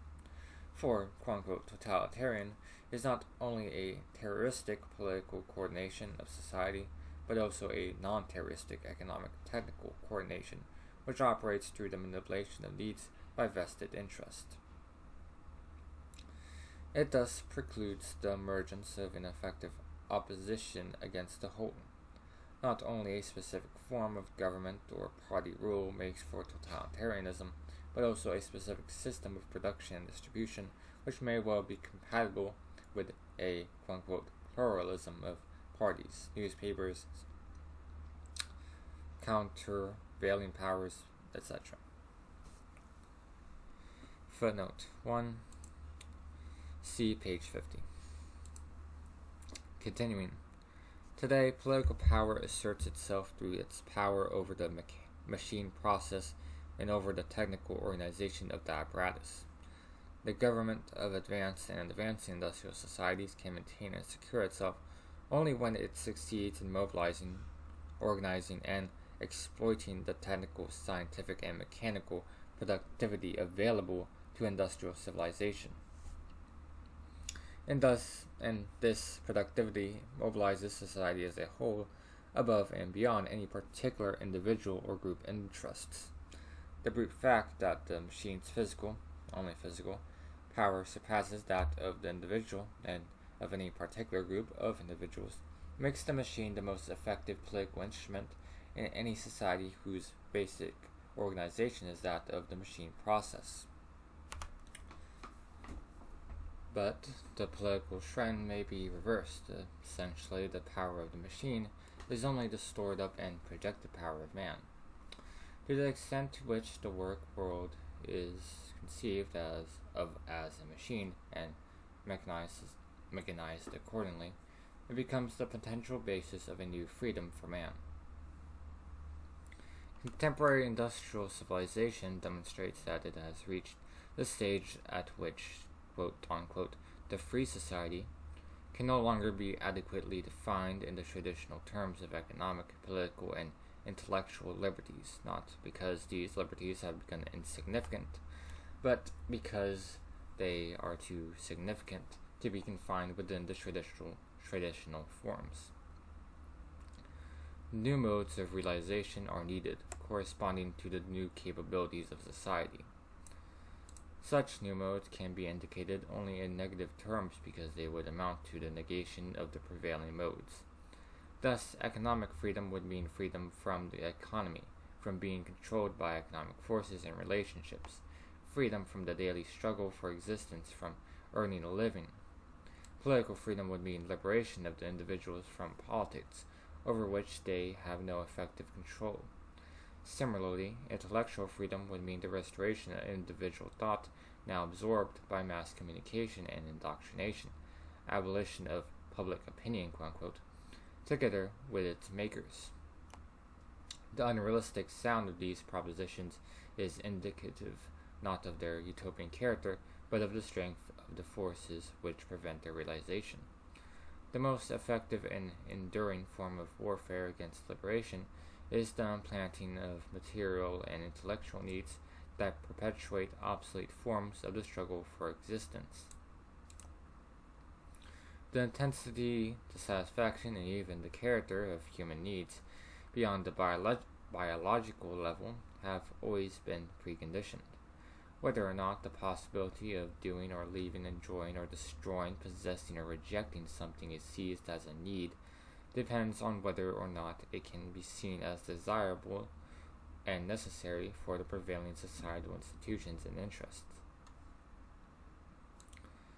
In this sense, human needs are the historical needs, and to the extent to which the society demands and the repressive development of the individual, his needs themselves and their claim for satisfaction are subject to overriding critical standards. We may distinguish both true and false needs. False are those which are superimposed upon the individual by particular social interests and his repression. The needs which perpetuate toil, aggressiveness, misery, and injustice. Their satisfaction might be most gratifying to the individual, but this happiness is not a condition which has to be maintained and protected if it serves to arrest the development of the ability, his own and others, to recognize the disease of the whole and grasp the chances of curing the disease. The result then is euphoria and unhappiness. Most of the prevailing needs to relax, to have fun, to behave and consume in accordance with the advertisements. To love and hate what others love and hate belong to this category of false needs. Such needs have a societal content and function, which are determined by external powers over which the individual has no control. The development and satisfaction of these needs is heteronomous. No matter how much such needs may have become the individual's own, reproduced and fortified by the conditions of his existence, no matter how much he identifies himself with them and finds himself in their satisfaction, they continue to be what they were from the beginning, products of the society whose dominant interest demands repression. The prevalence of repressive needs is an accomplished fact, accepted in ignorance and defeat, but a fact that must be undone in the interest of the happy individual, as well as all those whose misery is the price of his satisfaction. The only needs that have an unqualified claim for satisfaction are the vital ones: nourishment, clothing, lodging at the attainable level of culture. The satisfaction of these needs and the prerequisite for the realization of all needs of the unsublimated as well as the sublimated ones. For any consciousness and conscience, for any experience which does not accept the prevailing societal interest as the supreme law of thought and behavior, the established universe of needs and satisfactions is a fact to be questioned in terms of truth and falsehood. These terms are historical throughout, and their objectivity is historical, the judgment of needs and their satisfaction, under the given conditions, involves standard of priority, standards which refer to the optimal development of all individuals under the optimal utilization of the material and intellectual resources available to man. The resources are calculable. Quote-unquote truth and quote-unquote falsehood of needs designate objective conditions to the extent to which the universal satisfaction of vital needs and, beyond it, the progressive alleviation of toil and poverty are universally valid standards. But as historical standards, they do not only vary according to area and stage of development, they also can be defined only in greater or lesser contradiction to the prevailing ones. What tribunal can possibly claim the authority of decision? In the last analysis, the question of what are true and false needs must be answered by the individuals themselves. But only in the last analysis, that is, if and when they are free to give their own answer. As long as they are kept incapable of being autonomous, as long as they are indoctrinated and manipulated down to their very instincts, their answer to this question cannot be taken as their own. By the same token, however, no tribunal can justly arrogate to itself the right to decide which needs should be developed and satisfied. Any such tribunal is reprehensible, although our revulsion does not do away with the question: how can the people who have been the object of effective and productive domination by themselves create the conditions of freedom? Footnote 2. See page 40. Continuing. The more rational, productive, technical, and total the repressive administration of society becomes, the more unimaginable the means and ways by which the administered individuals might break their servitude and seize their own liberation. To be sure, to impose reason upon an entire society is a paradoxical and scandalous idea, although one might dispute the righteousness of a society which ridicules this idea while making its own population to objects of total administration. All liberation depends on the consciousness of servitude, and the emergence of this consciousness is always hampered by the predominance of needs and satisfactions which, to a great extent, have become the individual's own. The process always replaces one system of preconditioning by another. The optimal goal is the replacement of false needs by true ones, the abandonment of repressive satisfaction. The distinguishing feature of advanced industrial society is its effective suffocation of those needs which demand liberation. Liberation also from that which is tolerable and rewarding and comfortable, while it sustains and absolves the destructive power and repressive function of the affluent society. Here, the social controls exact the overwhelming need for the production and consumption of waste, the need for stupefying work where it is no longer a real necessity, the need for modes of relaxation which soothe and prolong this stupefaction, the need for maintaining such deceptive liberties as free competition at administered prices, a free press which censors itself, free choice between brands and gadgets. Under the rule of a repressive whole, liberty can be made into a powerful instrument of domination. The range of choice open to the individual is not the decisive factor in determining the degree of human freedom, but what can be chosen and what is chosen by the individual. The criterion for free choice can never be an absolute one, but neither is it entirely relative. Free election of masters does not abolish the masters or the slaves. Free choice among a wide variety of goods and services does not signify freedom if these goods and services sustain social controls over a life of toil and fear, that is, if they sustain alienation. And the spontaneous reproduction of superimposed needs by the individual does not establish autonomy. It only testifies the efficacy of the controls. Our instance on the depth and efficacy of these controls is open to the objection that we overrate greatly the indoctrinating power of the quote-unquote media, and that by themselves the people would feel unsatisfied in needs which are now imposed upon them. The objection misses the point. The preconditioning does not start with the mass production of radio and television with the centralization of their control. The people enter the stage as preconditioned receptacles of long-standing. The decisive difference is in the flattening out of the contrast or conflict between the given and the possible, between the satisfied and the unsatisfied needs. Here, the so-called equalization of class distinctions reveals its ideological function.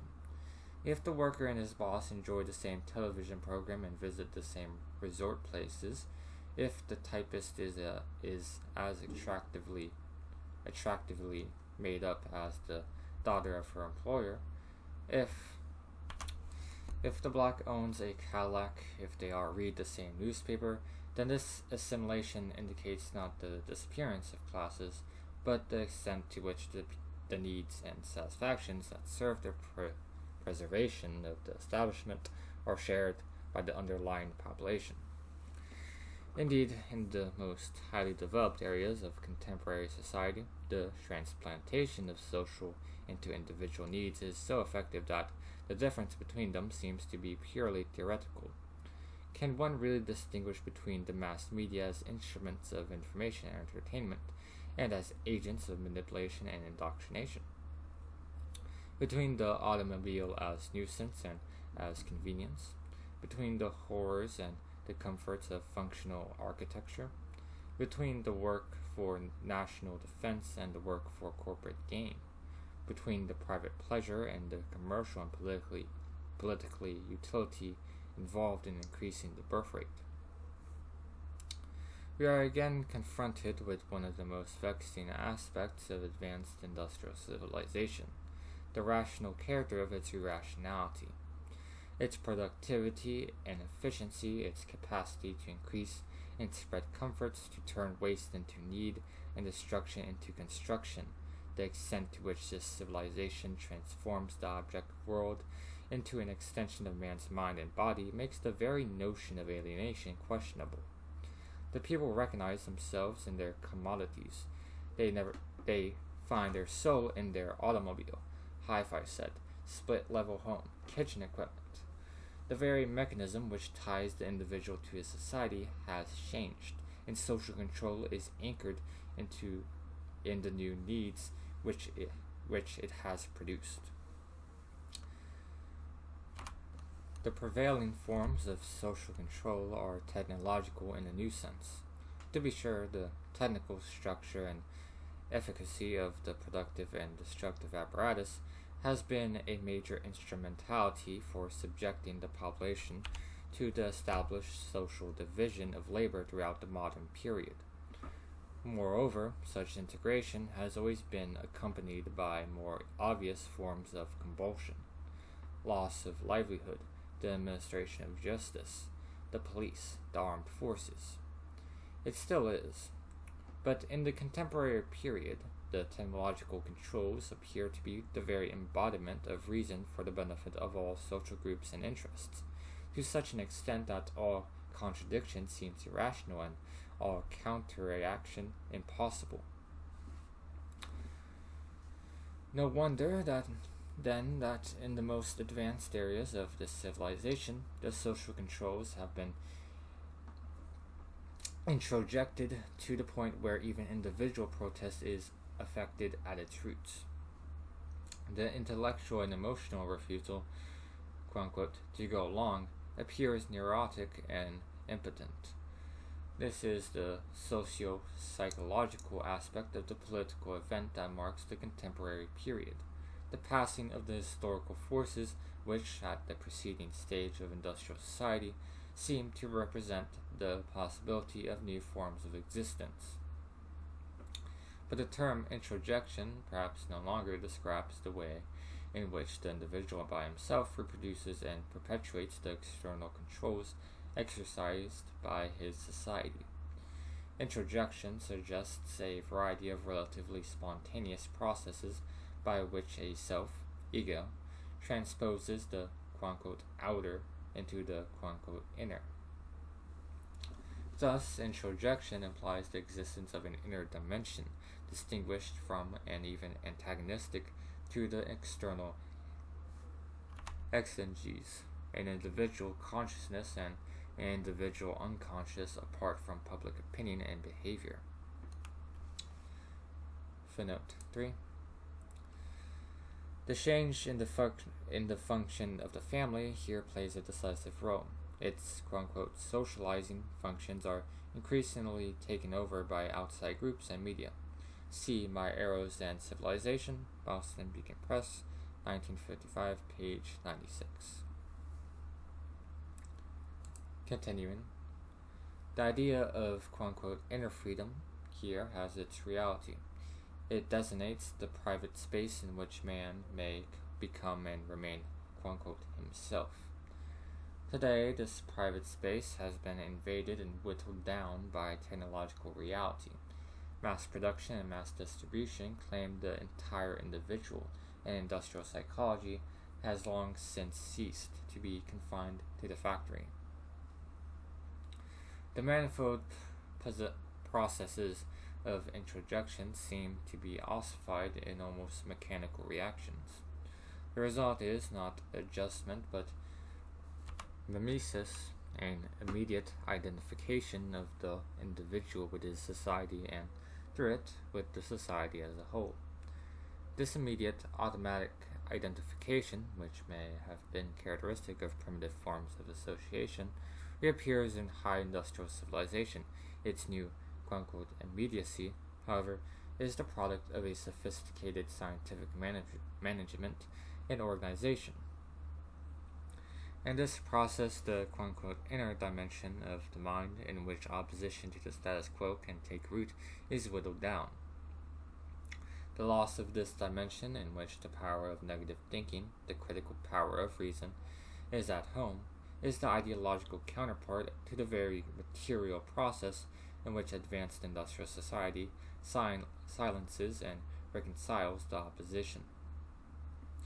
The impact of progress turns reason into submission to the facts of life and to the dynamic capability of producing more and bigger facts of the same sort of life.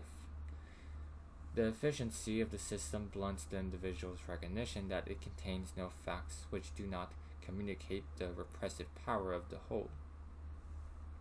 If the individuals find themselves in the things which shape their life, they do so not by giving, but by accepting the law of things, not the law of physics, but the law of their society. I have just suggested that the concept of alienation seems to become questionable when the individuals identify themselves with the existence which is imposed upon them and have in their own development and satisfaction. This identification is not illusion but reality. However, the reality constitutes a more progressive stage of alienation. The latter has become entirely objective. The subject which is alienated is swallowed up by its alienated existence. There is only one dimension, and it is everywhere and in all forms. The achievements of progress defy ideological indictment, as well as justification. Before their tribunal, the quote-unquote false consciousness of their rationality becomes the true consciousness. This absorption of ideology into reality does not, however, signify the quote-unquote end of ideology. On the contrary, in a specific sense, advanced industrial culture is more ideological than its predecessor, inasmuch as today the ideology is in the process of production itself. Footnote 4. Theodor W. Adorno, Prismen kulturelle Kritik und Gesellschaft, Frankfurt, Sucrampt, 1955, page 24. Continuing, in a provocative form, this proposition reveals the political aspects of the prevailing technological rationality. The productive apparatus and the goods and services which it produces, quote-unquote, sell or impose the social system as a whole. The means of mass transportation and communication, the commodities of lodging, food, and clothing, the irresistible output of the entertainment and information industry carry with them prescribed attitudes and habits, certain intellectual and emotional reactions which bind the consumers more or less pleasantly to the producers and, through the latter, to the whole. The products indoctrinate and manipulate. They promote a false consciousness which is immune against its falsehood.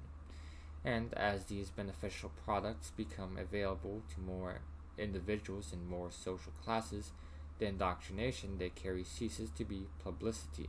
It becomes a way of life.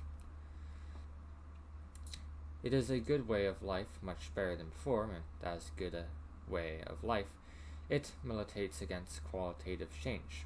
Thus emerges a pattern of one-dimensional thought and behavior, in which ideas, aspirations, and objectives that, by their content, transcend the established universe of discourse and action are either repelled or reduced to terms of this universe. They are redefined by the rationality of the given system and of its quantitative extension.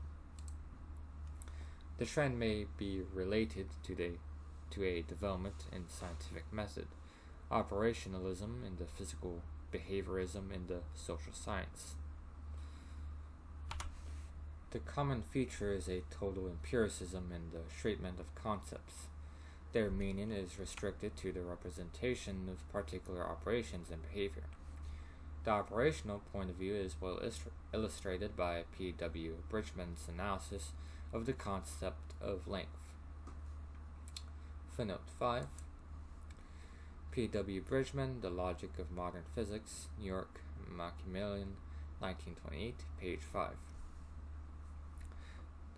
The operational doctrine has since been refined and qualified.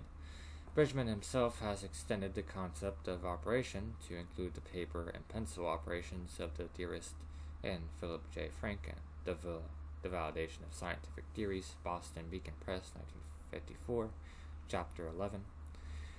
The main impetus remains the same. It is desirable that the paper and pencil operations be capable of eventual contact, although perhaps indirectly, with instrumental operations, end quote. Continuing, this is a quote, we evidently know what we mean by length. If we can tell what the length of any and every object is, and for the physicist, nothing more is required. To find the length of an object, we have to perform certain physical operations. The concept of length is therefore fixed when the operations by which length is measured are fixed. That is, the concept of length involves as much and nothing more than the set of operations by which length is determined. In general, we mean by any concept nothing more than a set of operations. The concept is synonymous with the corresponding set of operations. End quote. Bridgman has seen the wide implications of this mode of thought for the society at large. Footnote 6. P.W. Bridgman, The Logic of Modern Physics. Citation, page 31. Quote, to adopt the operational point of view involves much more than a mere restriction of the sense in which we understand concept, but means a far-reaching change in all our habits of thought, in that we shall no longer permit ourselves to use as tools in our thinking concepts of which we cannot give an adequate account in terms of operations. End quote. Continuing, Bridgman's prediction has come true. The new mode of thought is today the predominant tendency in philosophy, psychology, sociology, and other fields. Many of the most seriously troublesome concepts are being quote-unquote eliminated by showing that no adequate account of them in terms of operations or behavior can be given. The radical empiricist onslaught, I shall subsequently in chapters 7 and 8 examine its claims to be empiricist, thus provides the methodological justification for the debunking of the mind by the intellectuals, a positivism which, in its denial of the transcending elements of reason, forms the academic counterpart of the socially required behavior. Outside the academic establishment, the quote-unquote far-reaching change in all our habits of thought, end quote, is more serious. It serves to coordinate ideas and goals with those exacted by the prevailing system, to enclose them in the system and to repel those which are irreconcilable with the system. The reign of such a one-dimensional reality does not mean that materialism rules and that the spiritual, metaphysical, and bohemian occupations are petering out. On the contrary, there is a great deal of quote-unquote worship together this week. Quote, why not try God? End quote. Zen, existentialism, and beat ways of life, etc. But such modes of protest and transcendence are no longer contradictory to the status quo and no longer negative. They are rather the ceremonial part of practical behaviorism, its harmless negation, and are quickly digested by the status quo as part of its healthy diet. One-dimensional thought is systematically promoted by the makers of politics and their purveyors of mass information. Their universe of discourse is populated by self-validating hypotheses which, incessantly and monopolistically repeated, become hypnotic definitions or dictations. For example, free are the institutions which operate and are operated on in the countries of the free world. Other transcending modes of freedom are by definition either anarchism, communism, or propaganda. Quote-unquote socialistic are all encroachments on private enterprises not undertaken by private enterprise itself or by government contracts, such as universal and comprehensive health insurance, or the protection of nature from all too sweeping commercialization, or the establishment of public services which may hurt private profit. This totalitarian logic of accomplished facts has its Eastern counterpart. There, freedom is the way of life instituted by a communist regime, and all other transcending modes of freedom are either capitalistic or revisionist, or leftist sectarianism. In both camps, non-operational ideas are non-behavioral and subversive. The movement of thought is stopped at barriers which appear as the limits of reason itself. Such limitation of thought is certainly not new. Ascending modern rationalism, in its speculative as well as empirical form, shows a striking contrast between extreme critical radicalism in scientific and philosophic method on the one hand, and an uncritical quietism in the attitude toward established and functioning social institutions. Thus, Descartes' ego cognizance was to leave the quote-unquote great public bodies untouched, and Hobbes held that, quote, the present ought always to be preferred, maintained, and accounted best, end quote. Kant agreed with Locke in justifying revolution, if and when it has succeeded in organizing the whole and in preventing subversion. However, these accommodating concepts of reason were always contradicted by the evident misery and injustice of the quote-unquote great public bodies, and the effective, more or less conscious rebellion against them.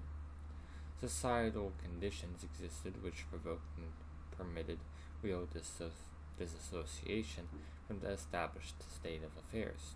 A private as well as political dimension was present in which disassociation could develop into effective opposition, testing its strength and validity of its objectives. With the gradual closing of this dimension by the society, the self-limitation of thought assumes a larger significance. The interrelation between scientific, philosophical, and societal processes, between theoretical and practical reason, asserts itself, quote-unquote, behind the back of the scientists and philosophers. The society bars a whole type of oppositional operations and behaviors. Consequently, the concepts pertaining to them are rendered illusory or meaningless. Historical transcendence appears as metaphysical transcendence, not acceptable to science and scientific thought. The operational and behavioral point of view, practiced as a quote-unquote habit of thought, at large becomes the view of the established universe of discourse and action, needs and aspirations. The cunning of reason works, as it so often did, in the interest of the powers that be. The insistence on operational and behavioral concepts turns against the efforts to free thought and behavior form the given reality and for the suppressed alternatives. Theoretical and practical reason, academic and social behaviorism meet on common ground, that of an advanced society which makes scientific and technical progress into an instrument of domination.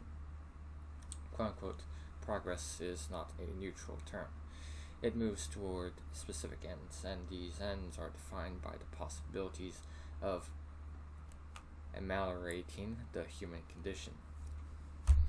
Advanced industrial society is approaching the stage where continued progress would demand a radical subversion of the prevailing direction and organization of progress.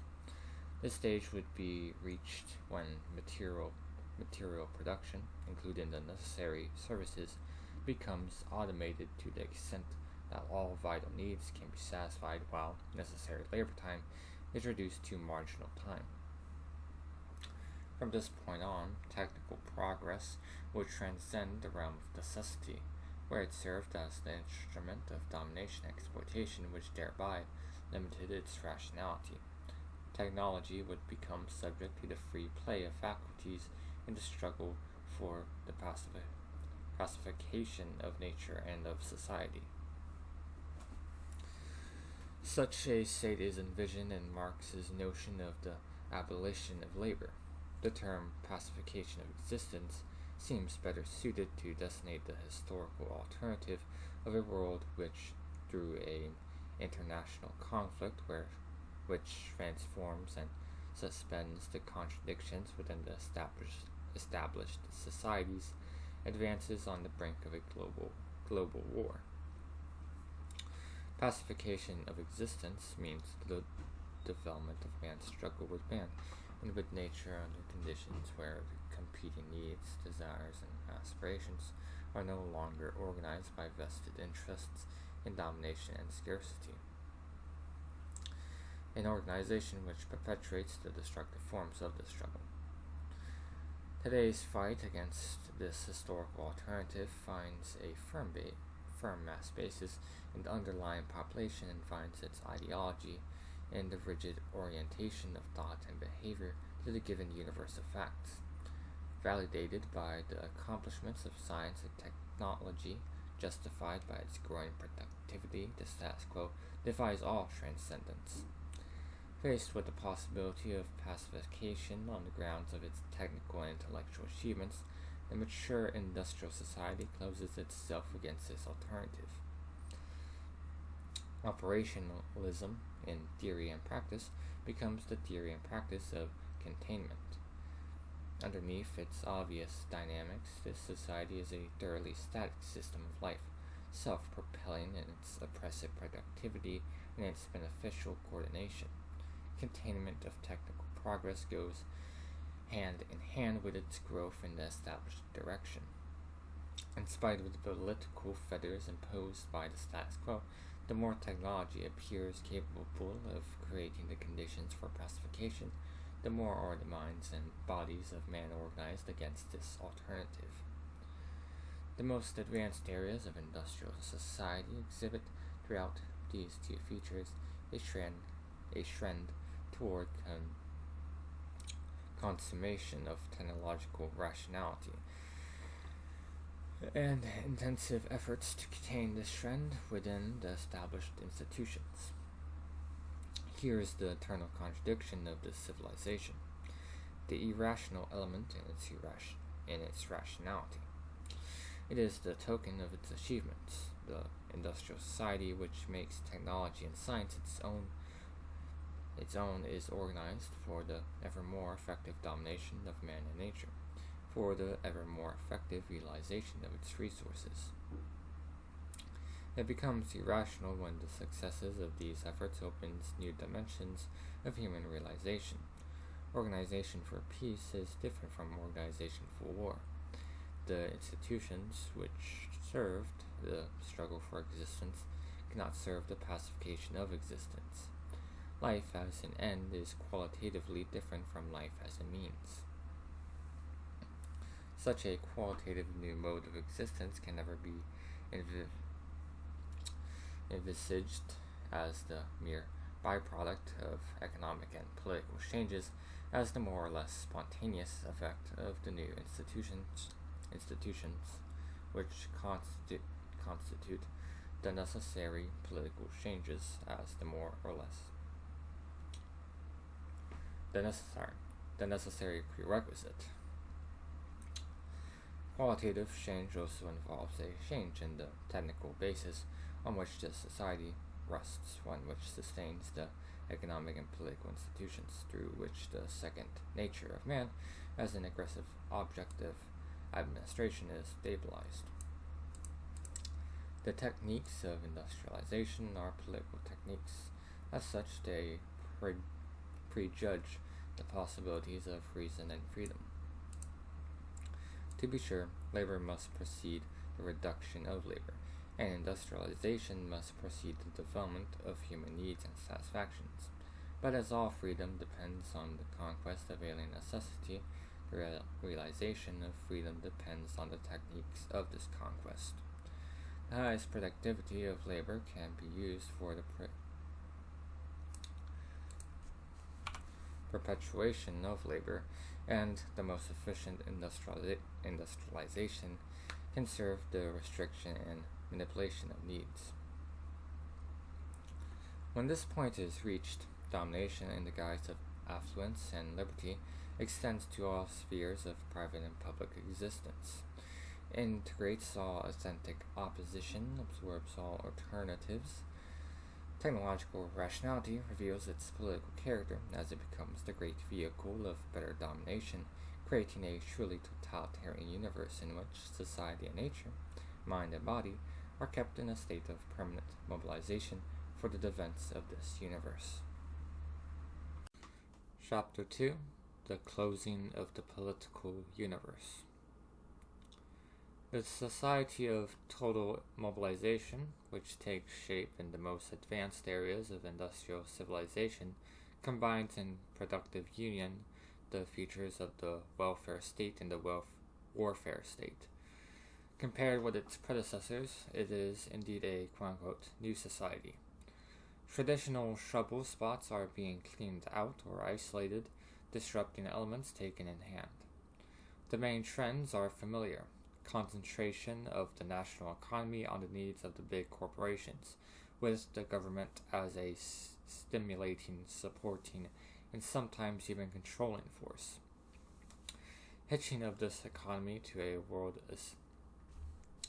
worldwide system of military alliances, monetary arrangements, technical assistance, and development schemes, gradual assimilation of blue-collar and white-collar population, of leadership types in business and labor, of leisure activities and aspirations in different social classes, fostering of a pre-established harmony between scholarship and the national purpose, invasion of the private household by the togetherness of public opinion, opening of the bedroom to the media of mass communication.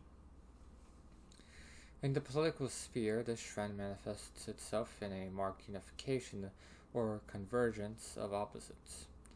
Bipartisanship in foreign policy overrides competitive group interests under the threat of international communism and spreads to domestic policy, where the programs of the big parties become ever more indistinguishable, even in the degree of hypocrisy and in the odor of the cliches. This unification of opposites bears upon the very possibilities of social change, where it embraces those strata on whose back the system progresses, that is, the very classes whose existence once embodied the opposition to the system as a whole. In the United States, one notices the collusion and alliance between business and organized labor. In Labor Looks at Labor, a conversation published by the Center for the Study of Democratic Institutions in 1963, we were told that, quote, "What has happened is that the union has become almost indistinguishable in its own eyes from the corporation. We see the phenomenon today of unions and corporations jointly lobbying. The union is not going to be able to convince missile workers that the company they work for is a flink outfit when both the union and the corporation are out lobbying for big old missile contracts and trying to get other defense industries into the area, or when they jointly appear before Congress and jointly ask that missiles instead of bombers should be built or bombs instead of missiles, depending on what contract they happen to hold," end quote. The British Labour Party, whose leaders compete with their conservative counterparts in advancing national interests, is hard put to save even a modest program of partial nationalization. In West Germany, which has outlawed the Communist Party, the Social Democratic Party, having officially rejected its Marxist programs, is convincingly proving its respectability. This is the situation in the leading industrial countries in the West. In the East, the gradual reduction of direct political controls testifies to increasing reliance on the effectiveness of technological controls as instruments of domination. As for the strong communist parties in France and Italy, they bear witness to the general trend of circumstances by adhering to a minimum program which shelves the revolutionary seizure of power and complies with the rules of the parliamentary game. However, while it is incorrect to consider the French and Italian parties quote-unquote foreign, in the sense of being sustained by a foreign power, There is an unintended kernel of truth in this propaganda. They are foreign inasmuch as they are witnesses of a past or future history in the present reality. If they have agreed to work within the framework of the established system, it is not merely on tactical grounds and a short-range strategy, but because their social base has been weakened and their objectives altered by the transformation of the capitalist system, as have the objectives of the Soviet Union, which has endorsed this change in policy. These national communist parties play the historical role of legal opposition parties, quote-unquote, condemned to be non-radical. They testify to the depth and scope of capitalist integration, and to the conditions which make the qualitative difference of conflicting interests appear as quantitative differences within the established society. No analysis in depth seems to be necessary in order to find reasons for these developments. As to the West, the former conflicts within society are modified and arbitrated under the double and interrelated impact of technical progress and international communism. Class struggles are attenuated and imperialist contradictions suspended before the threat from without.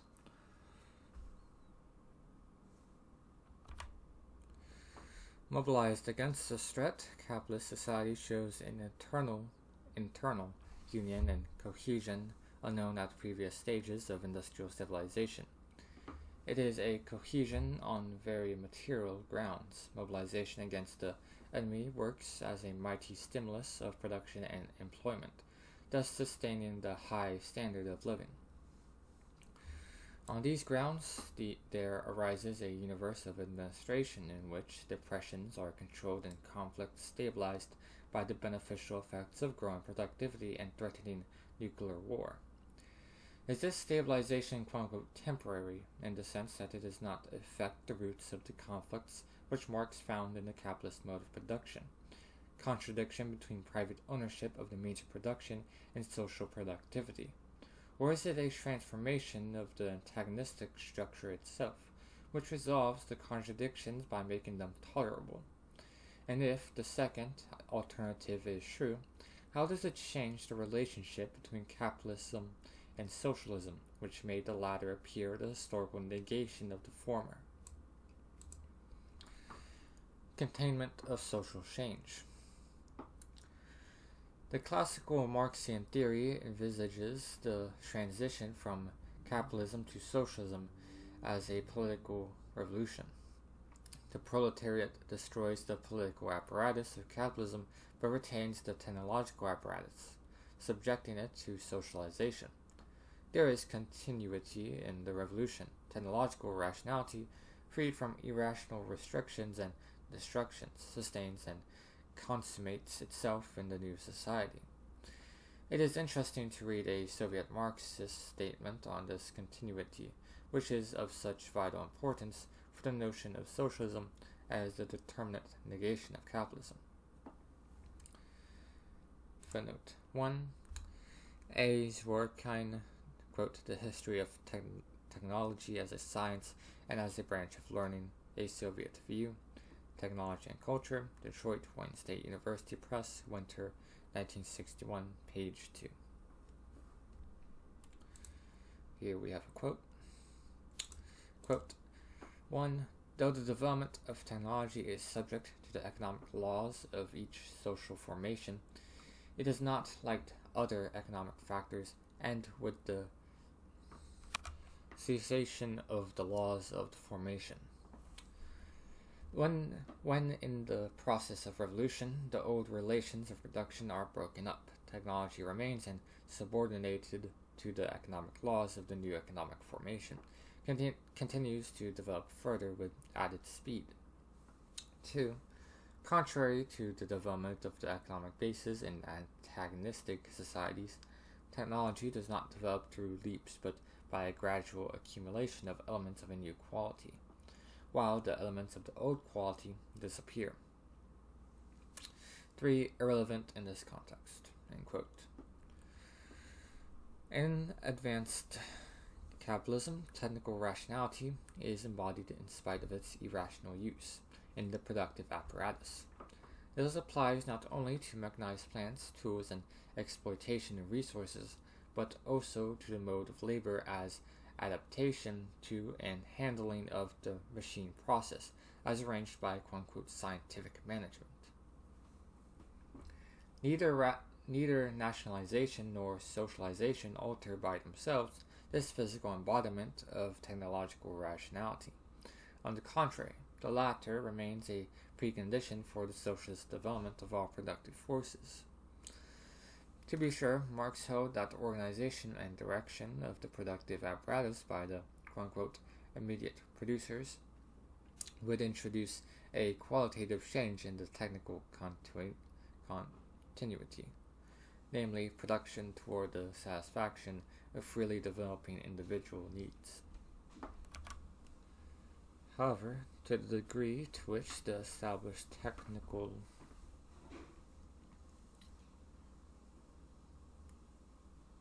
apparatus engulfs the public and private existence in all spheres of society, that is, becomes the medium of control and cohesion in a political universe which incorporates the laboring classes, to that degree would the qualitative change involve a change in the technological structure itself. And such change would presuppose that the laboring classes are alienated from this universe in their very existence, that their consciousness is that of the total impossibility to continue to exist in the universe, so that the need for qualitative change is a matter of life and death. Thus, the negation exists prior to the change itself, the notion that the liberating historical forces developed within the established society is a cornerstone of Marxian theory. Footnote 2, see page 41. And footnote, continuing.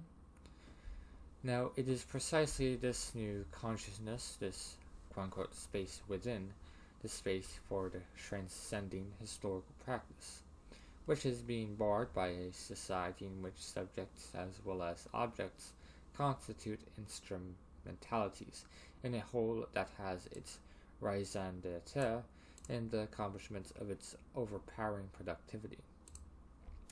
Its supreme promise is an ever more comfortable life for an ever-growing number of people who, in a strict sense, cannot imagine a qualitatively different universe of discourse and action, for the capacity to contain and manipulate subversive imagination and effort is an integral part of the given society.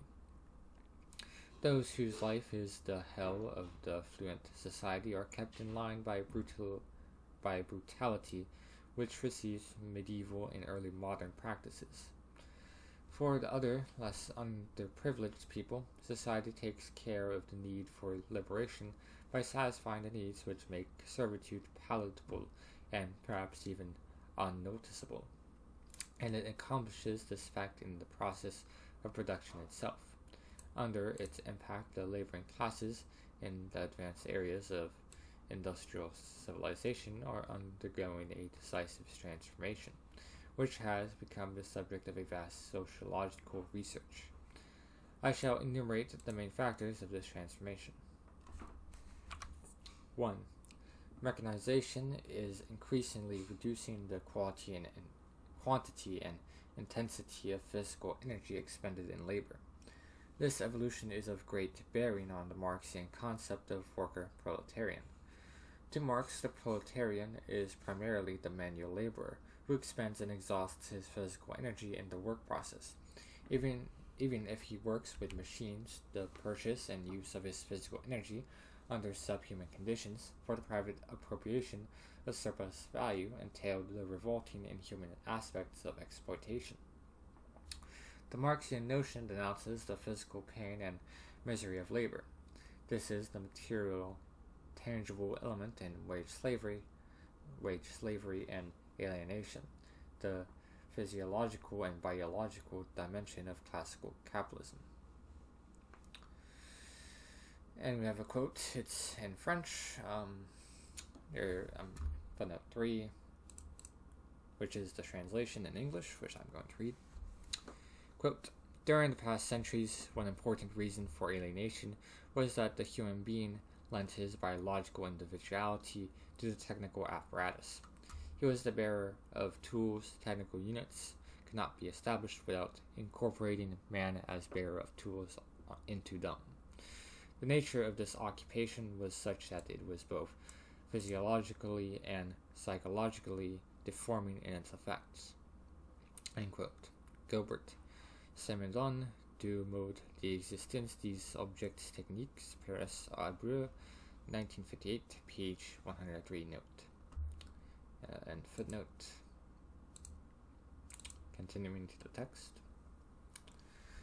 Now the ever more complete mechanization of labor in advanced capitalism, while sustaining exploitation, modifies the attitude and the status of the exploited. Within the technological ensemble, mechanized work in which automatic and semi-automatic reactions fill the larger part, if not the whole, of labor time remains as a lifelong occupation, exhausting, stupefying inhuman slavery, even more exhausting because of increased speed-up control of the machine operators rather than of the product, and isolation of the workers from each other. Footnote 4. C. Charles Denby, quote, Workers' Battle Automation, end quote, News and Letters, Detroit, 1960. And footnote, continuing to the text. To be sure, this form of drudgery is expressive of arrested partial automation, of the coexistence of automated, semi-automated, and non-automated sections within the same plant, but even under these conditions, quote, for muscular fatigue technology, quote, for muscular fatigue, technology has substituted tension and or mental effort, end quote. Footnote 5. Charles R. Walker, Toward the Automatic Factory, New Haven, Yale University Press, 1957, page 19. Continuing.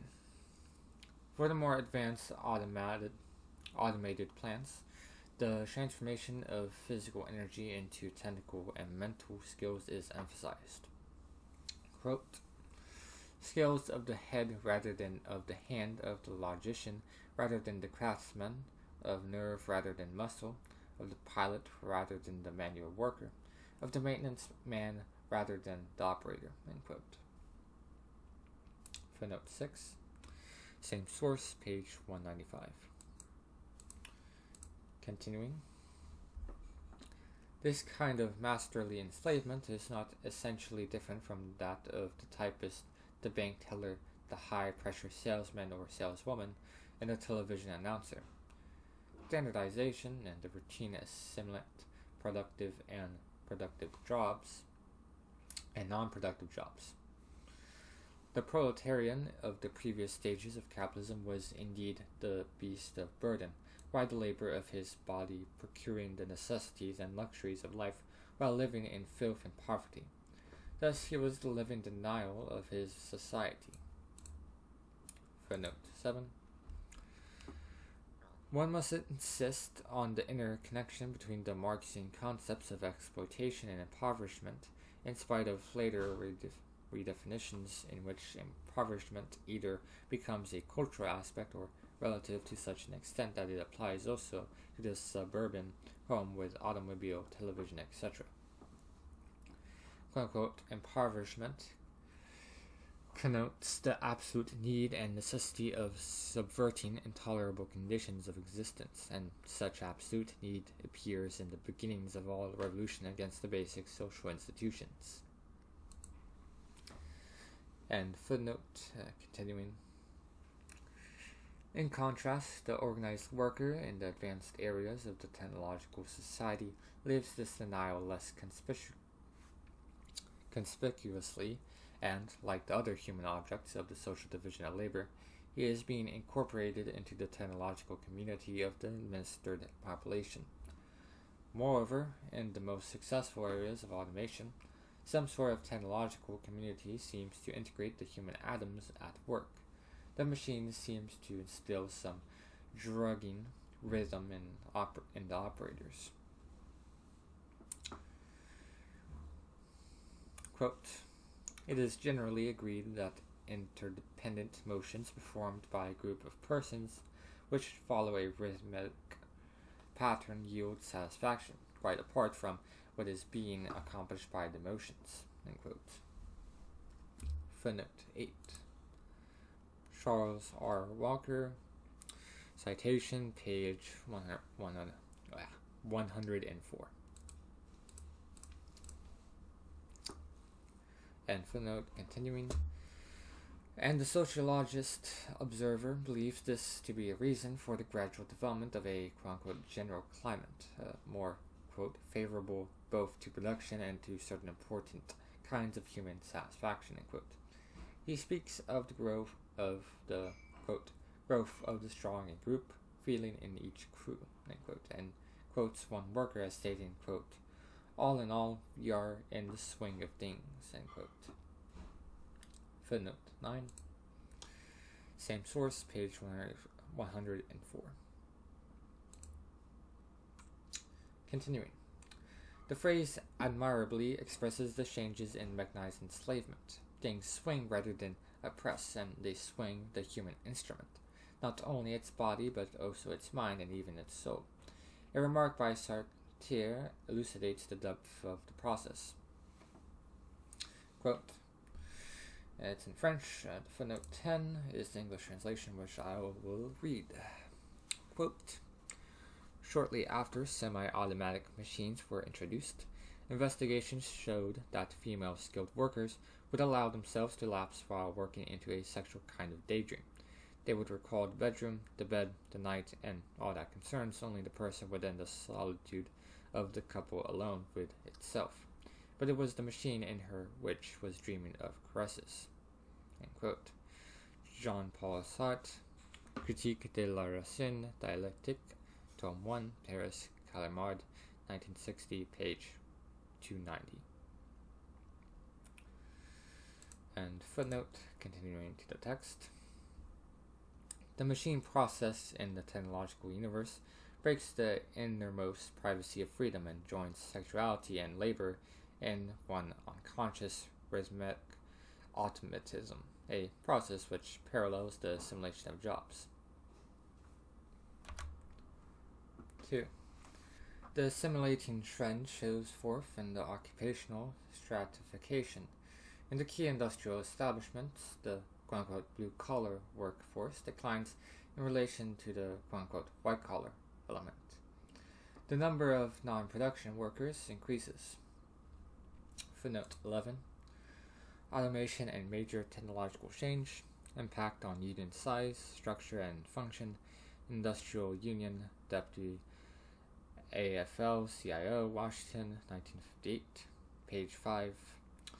Solomon Barkin, The Decline of the Labor Movement, Santa Barbara, Center for the Study of Democratic Institutions, 1961, page 10. And footnote, continuing to the text. This quantitative change refers back to a change in the character of the basic instruments of production. Footnote 12, see page 23. And footnote, continuing.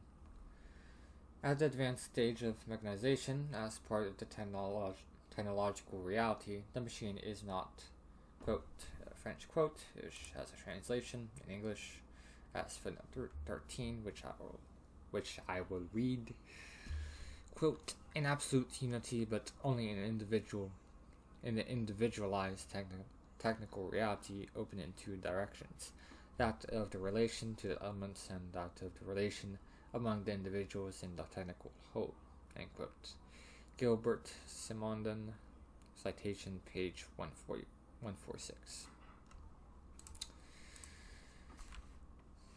Continuing to the text. To the extent to which the machine becomes itself a system of mechanical tools and relations and thus extends far beyond the individual work process, it asserts its large dominion by reducing the quote-unquote professional autonomy of the laborer and integrating him with the other professions which suffer and direct the technical ensemble. To be sure, the former professional autonomy of the laborer was rather his professional enslavement, but this specific mode of enslavement was at the same time the source of his specific professional power of negation, the power to stop a process which threatened him with annihilation as a human being. Now the laborer is losing the professional autonomy which made him a member of a class set off from the other occupational groups because it embodied the refutation of the established society. The technological change which tends to do away with the machine as individual instrument of production as quote-unquote absolute unit seems to cancel the Marxian notion of the quote-unquote organic composition of capital, and with it the theory of creation of surplus value. According to Marx, the machine never creates value but merely transfers its own value to the product, while surplus value remains the result of the exploitation of living labor. The machine is embodiment of human labor power, and through it past labor, dead labor, preserves itself and determines living labor. Now automation seems to alter qualitatively the relation between dead and living labor. It tends toward the point where productivity is determined, quote, by the machines and not by the individual output, end quote. Footnote 14. Serge Mallet in Arguments number 1213, Paris 1958, page 18. And footnote continuing. Moreover, the very measurement of individual output becomes impossible. Quote, automation in its largest sense means, in effect, the end of measurement of work. With automation, you can't measure output of a single man. You now have to measure simply equipment utilization. If that is generalized as a kind of concept, there is no longer, for example, any reason at all to pay a man by the piece or pay him by the hour. End quote. That is to say, there is no more reason to keep up the dual, quote-unquote, dual pay system, end quote, of salaries and wages, end quote.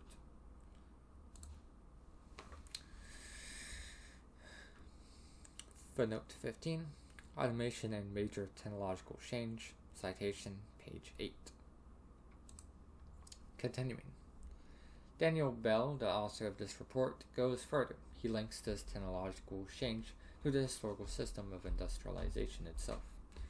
The meaning of, quote, industrialization did not arise with the introduction of factories. It arose out of the measurement of work. It's when work can be measured, when you can hitch a man to the job, when you can put a harness on him and measure his output in terms of a single piece and pay him by the piece or by the hour, that you have got modern industrialization, end quote. Footnote 16, same source. And footnote continuing. What is at stake in these technological changes is far more than a pay system, the relation of the worker to the classes and the organization of work. What is at stake is the compatibility of technical progress with the very institutions in which industrialization developed. 3. These changes in the character of work and the instruments of production change the attitude and the consciousness of the laborer, which become manifest in the widely discussed quote-unquote social and cultural integration of the laboring class with capitalist society. Is this a change in consciousness only? The affirmative answer, frequently given by Marxists, seems strangely inconsistent. Is such a fundamental change in consciousness understandable without assuming a corresponding change in the societal existence? Granted, even a high degree of ideological independence, the links which tie this change to the transformation of productive process militate against such an interpretation. Assimilation in needs and aspirations in the standard of living and leisure activities and politics derives from an integration in the plant itself, in the material process of production. It is certainly questionable whether one can speak of quote-unquote voluntary integration, Serge Millet, in any other than an ironical sense. In the present situation, the negative features of automation are predominant: speed up technological unemployment, strengthening of the position of management, increasing impotence and resignation on the part of the workers. The chances of promotion decline as management prefers engineers and college graduates. Footnote 17. Charles R. Walker, citation, page 97. See also Elia Chenoy, Automobile Workers and American Dream.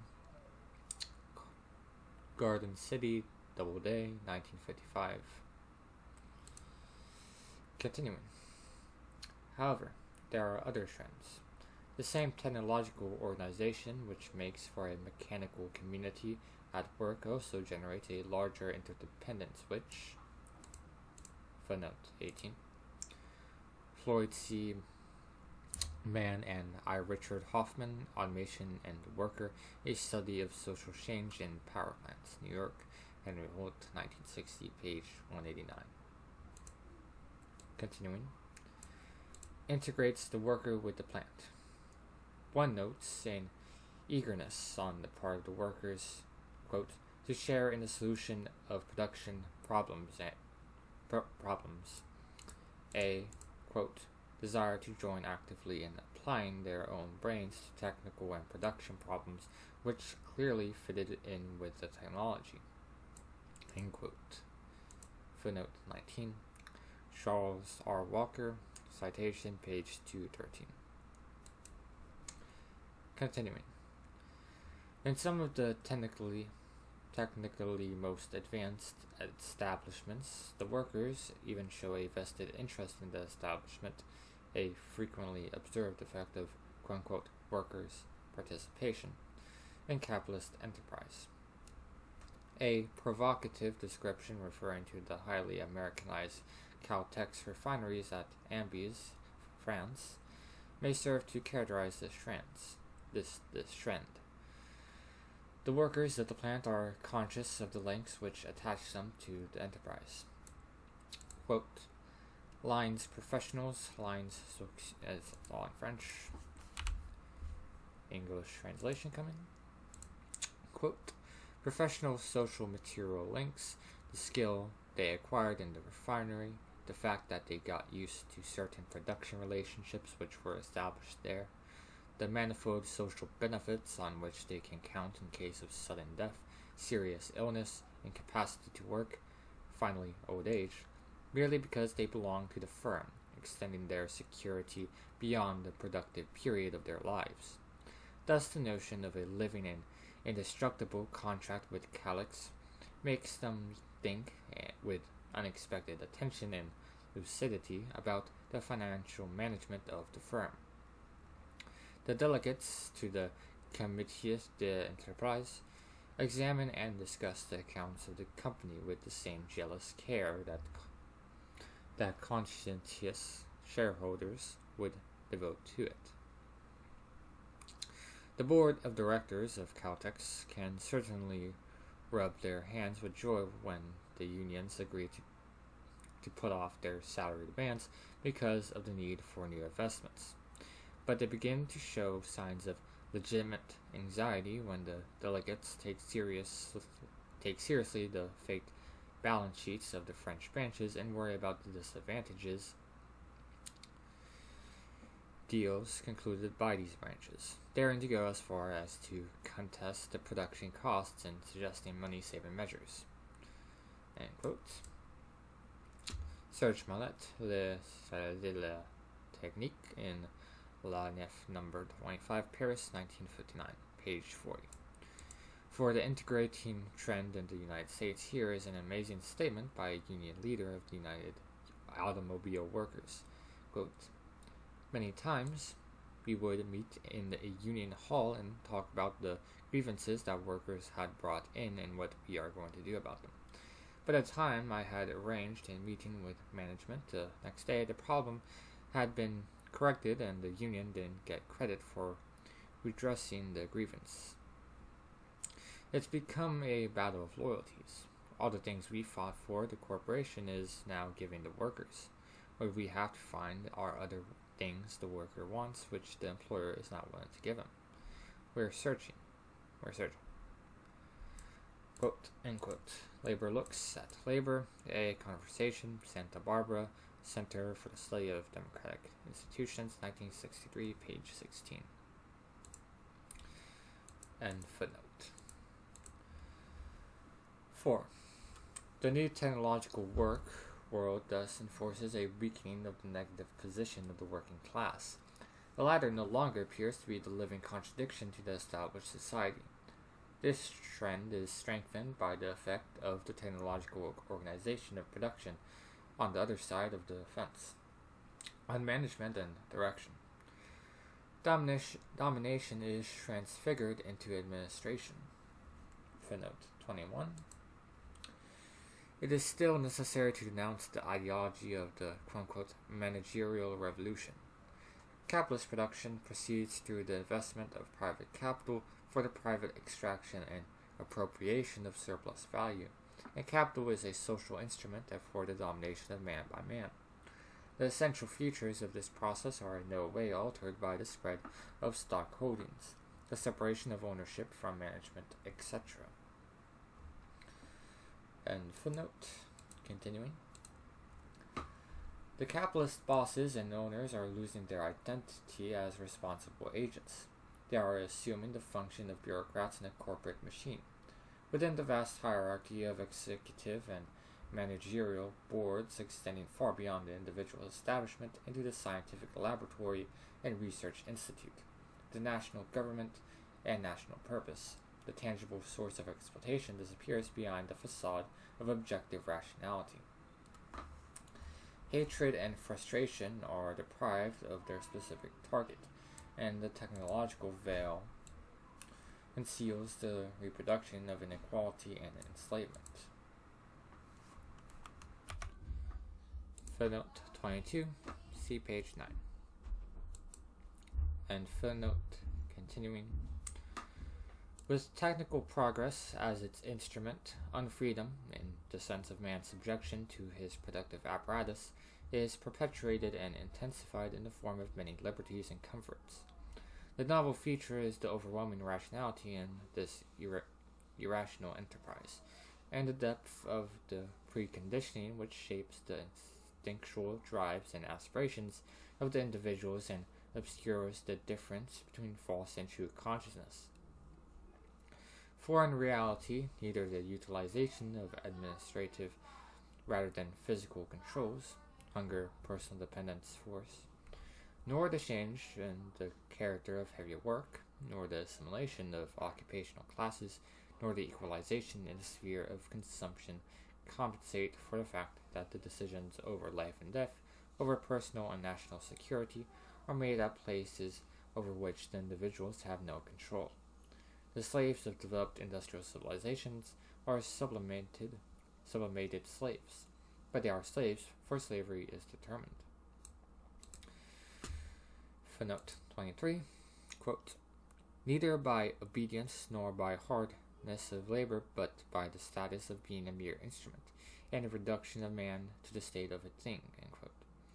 Francois projects la coexistence pacifique, Paris Presses Universitaires, 1958, Volume 3, page 600. And footnote and continuing. This is the pure form of servitude to exist as an instrument, as a thing. And this mode of existence is not abrogated.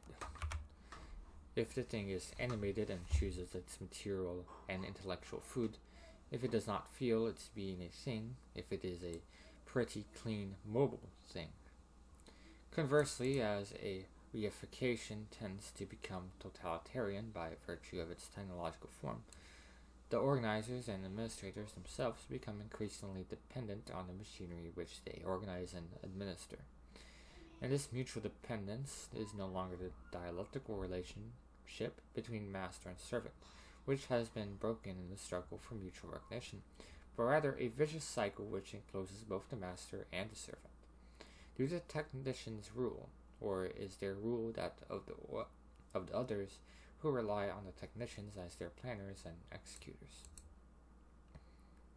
Quote, the pressures of today's highly technological arms race have taken the initiative and power to make the crucial decisions out of the hands of responsible government officials and placed it in the hands of technicians, planners, and scientists employed by vast industrial empires and charged with responsibility for their employers' interests.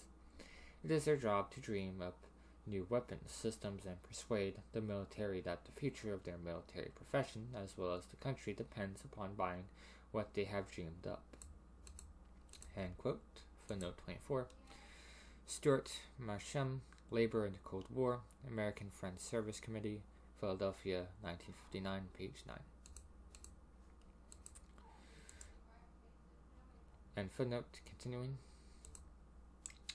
As the productive establishments rely on the military for self-preservation and growth, still the military relies on the corporations, quote, not only for their weapons, but also for knowledge of what kind of weapons they need, how much they will cost, and how long it will take to get them, end quote.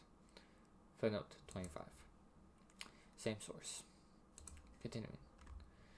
A vicious circle seems indeed the proper image of a society which is self-expanding and self-perpetuating in its own pre-established direction, driven by the growth needs which it generates and at the same time contains. Prospects of containment. Is there any prospect that this chain of growing productivity and repression may be broken? An answer would require an attempt to project contemporary developments into the future, assuming a relatively normal evolution, that is, neglecting the very real possibility of a nuclear war. On this assumption, the enemy would remain, quote-unquote, permanent. That is, communism would continue to coexist with capitalism. At the same time, the latter would continue to be capable of maintaining and even increasing the standard of living for an increasing part of the population, in spite of and thorough intensified production of the means of destruction, and the methodological waste of resources and faculties. This capability has asserted itself in spite of and through 2 world wars and immeasurable physical and intellectual regression brought about by the fascist systems. The material base for this capability would continue to be available in A. the growing productivity of labor, technical progress, B. the rise in the birth rate of the underlying population, C. the permanent defense economy, D. the economic political integration of the capitalist countries and the building up of their relations with the underdeveloped areas. But the continued conflict between the productive capabilities of society and their destructive and oppressive utilization would necessitate intensified efforts to impose the requirements of the apparatus on the population, to get rid of excess capacity, to create the need for buying the goods that must be profitably sold, and the desire to work for their production and promotion. The system thus tends toward both total administration and total dependence on administration by ruling public and private managements, strengthening the pre-established harmony between the interests of the big public and private corporations and that of their customers and servants. Neither partial nationalization nor extended participation of labor in management and profit would by themselves alter the system of domination, as long as labor itself remains a prop and affirmative force.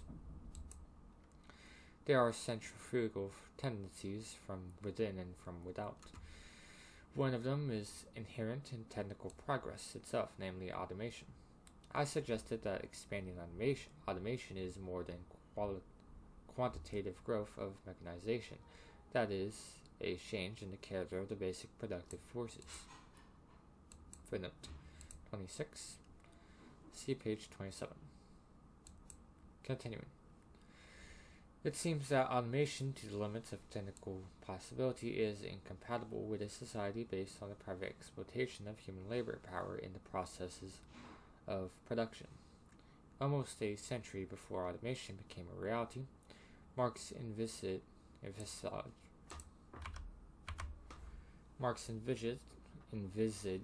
its explosive prospects. As large-scale industry advances, as large-scale industry advances, the creation of real wealth depends less on the labor time and the quantity of labor expended than on the power of the instrumentalities set in motion during the labor time. These instrumentalities and their powerful effectiveness are in no proportion to the immediate labor time which their production requires. Their effectiveness rather depends on the attained level of science and the technological progress, in other words, on the application of the science to production. Human labor then no longer appears as enclosed in the process of production. Man rather relates himself to the process of production as supervisor and regulator. He stands outside of the process of production instead of being the principal agent in the process of production.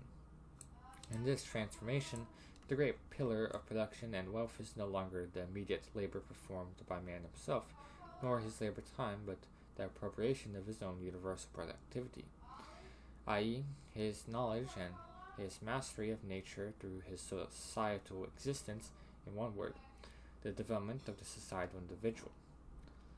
The thief of another man's labor time, on which the social wealth rests today, then appears as a miserable basis compared with the new basis which large-scale industry itself has created.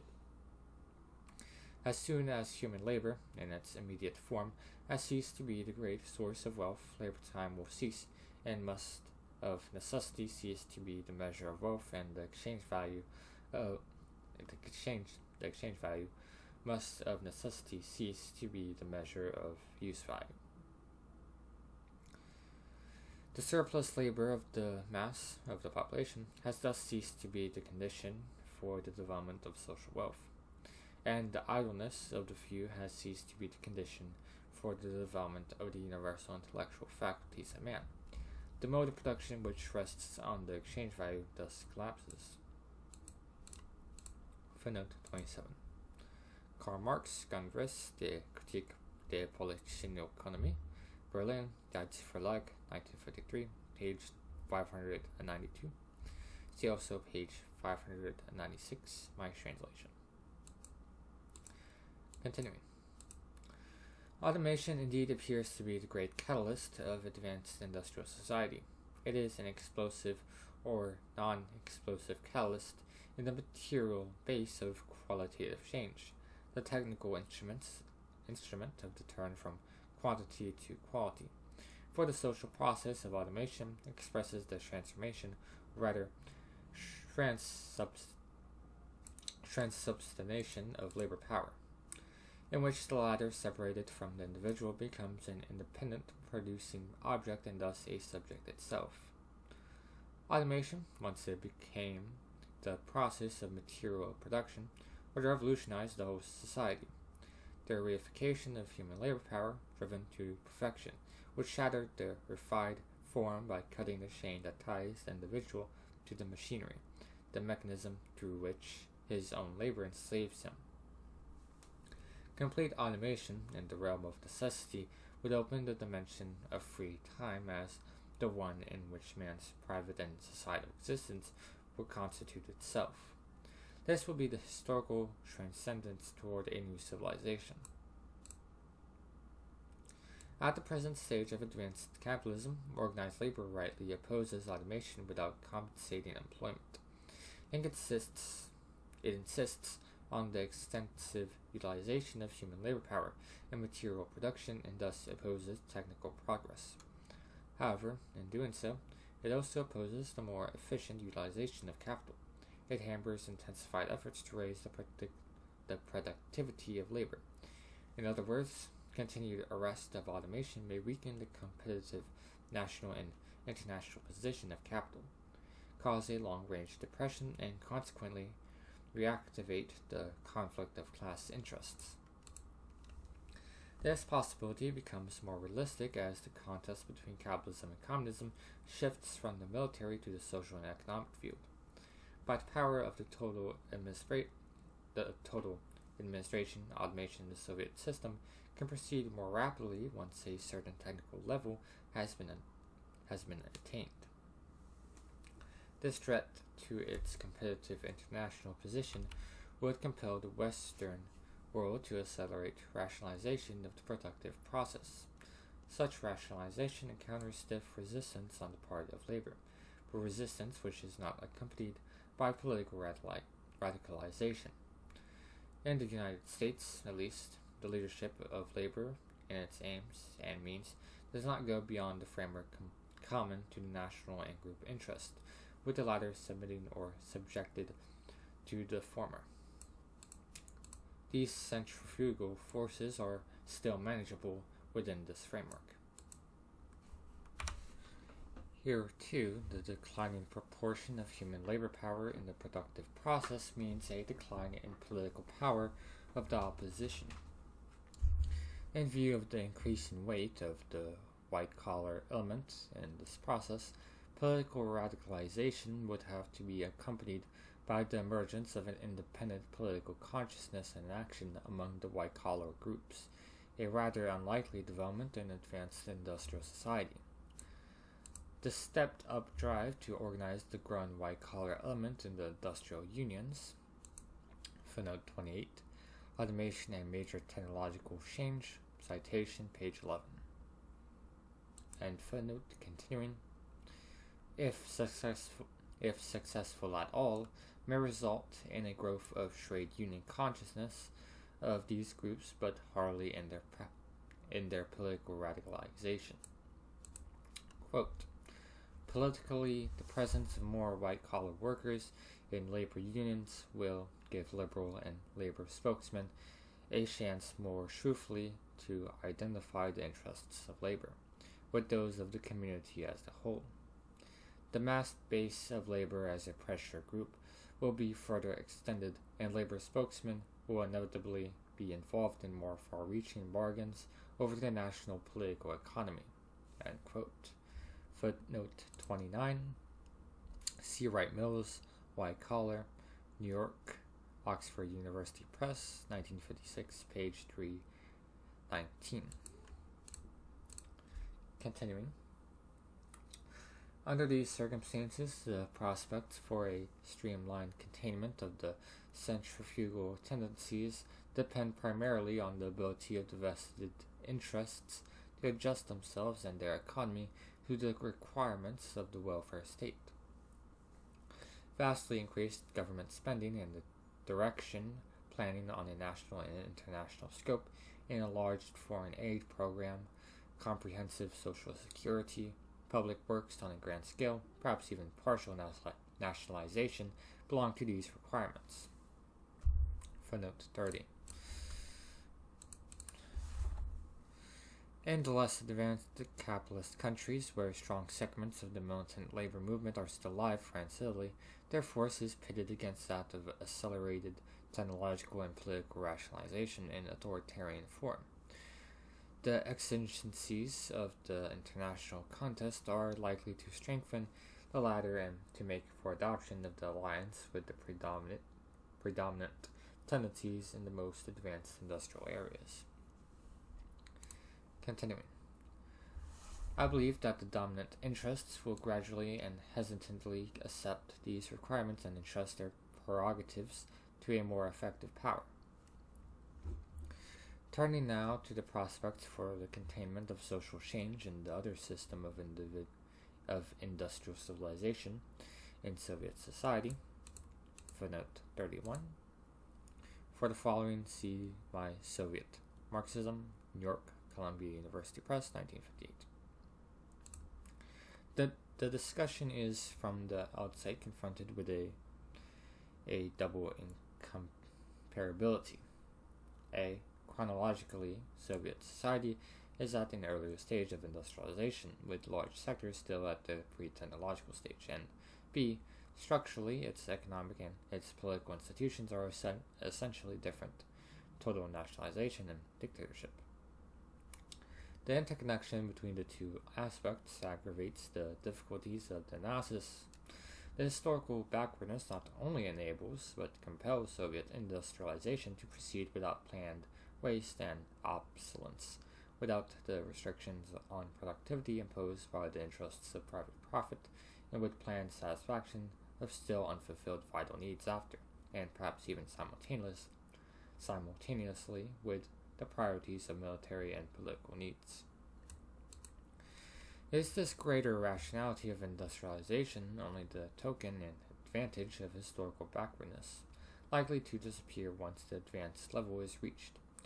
Is it the same historical backwardness which, on the other hand, enforces, under the conditions of the competitive coexistence with advanced capitalism, the total development and control of all resources by a dictatorial regime?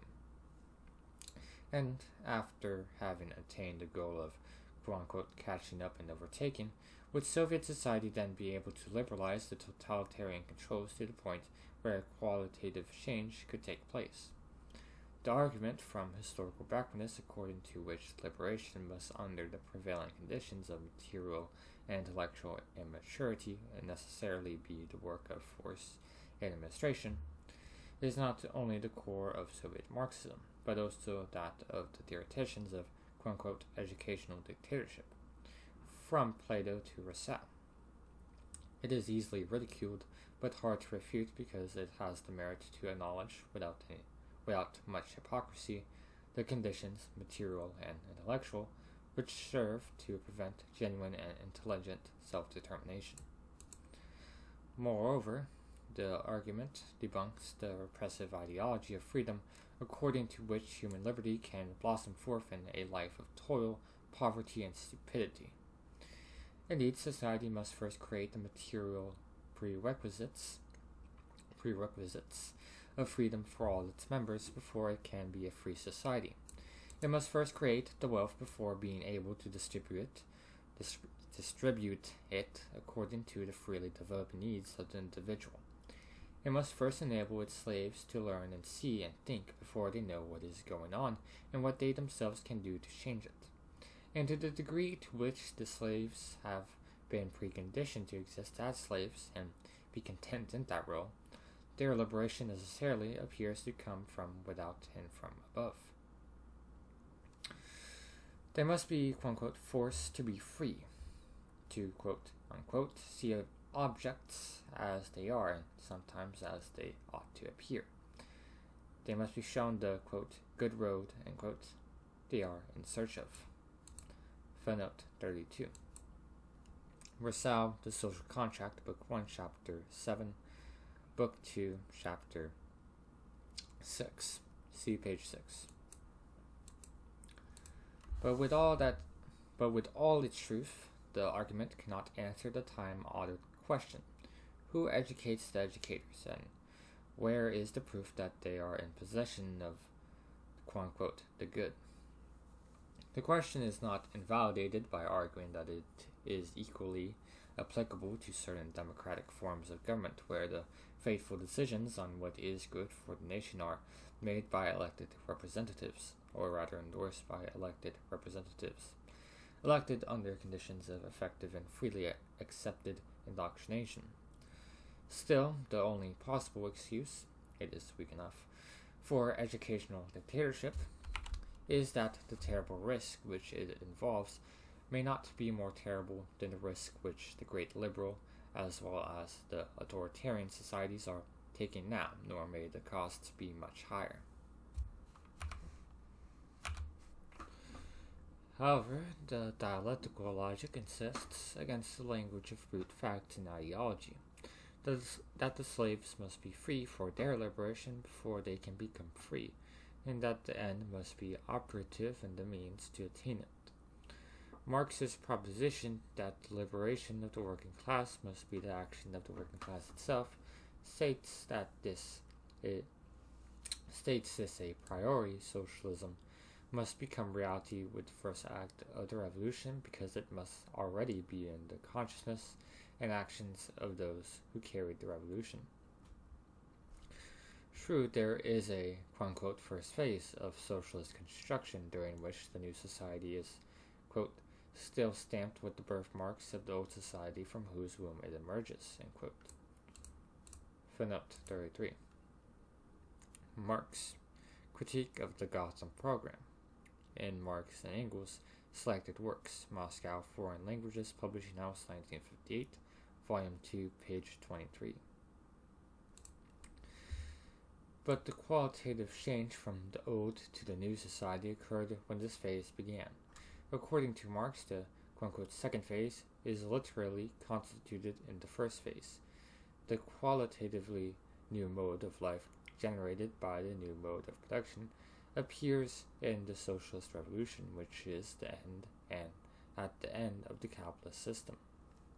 Socialist construction begins with the first phase of the revolution. By the same token, the transition from, quote, to each according to his work, end quote, to, quote, to each according to his needs, end quote, is determined by the first phase, not only by the creation of the technological and material basis, but also, and this is decisive, by the mode in which it is created. Control of the productive process by the quote-unquote immediate producers is supposed to initiate the development which distinguishes the history of free men from the prehistory of man. This is a society in which the former objects of productivity first become the human individuals who plan and use the instruments of their labor for the realization of their own humane needs and faculties.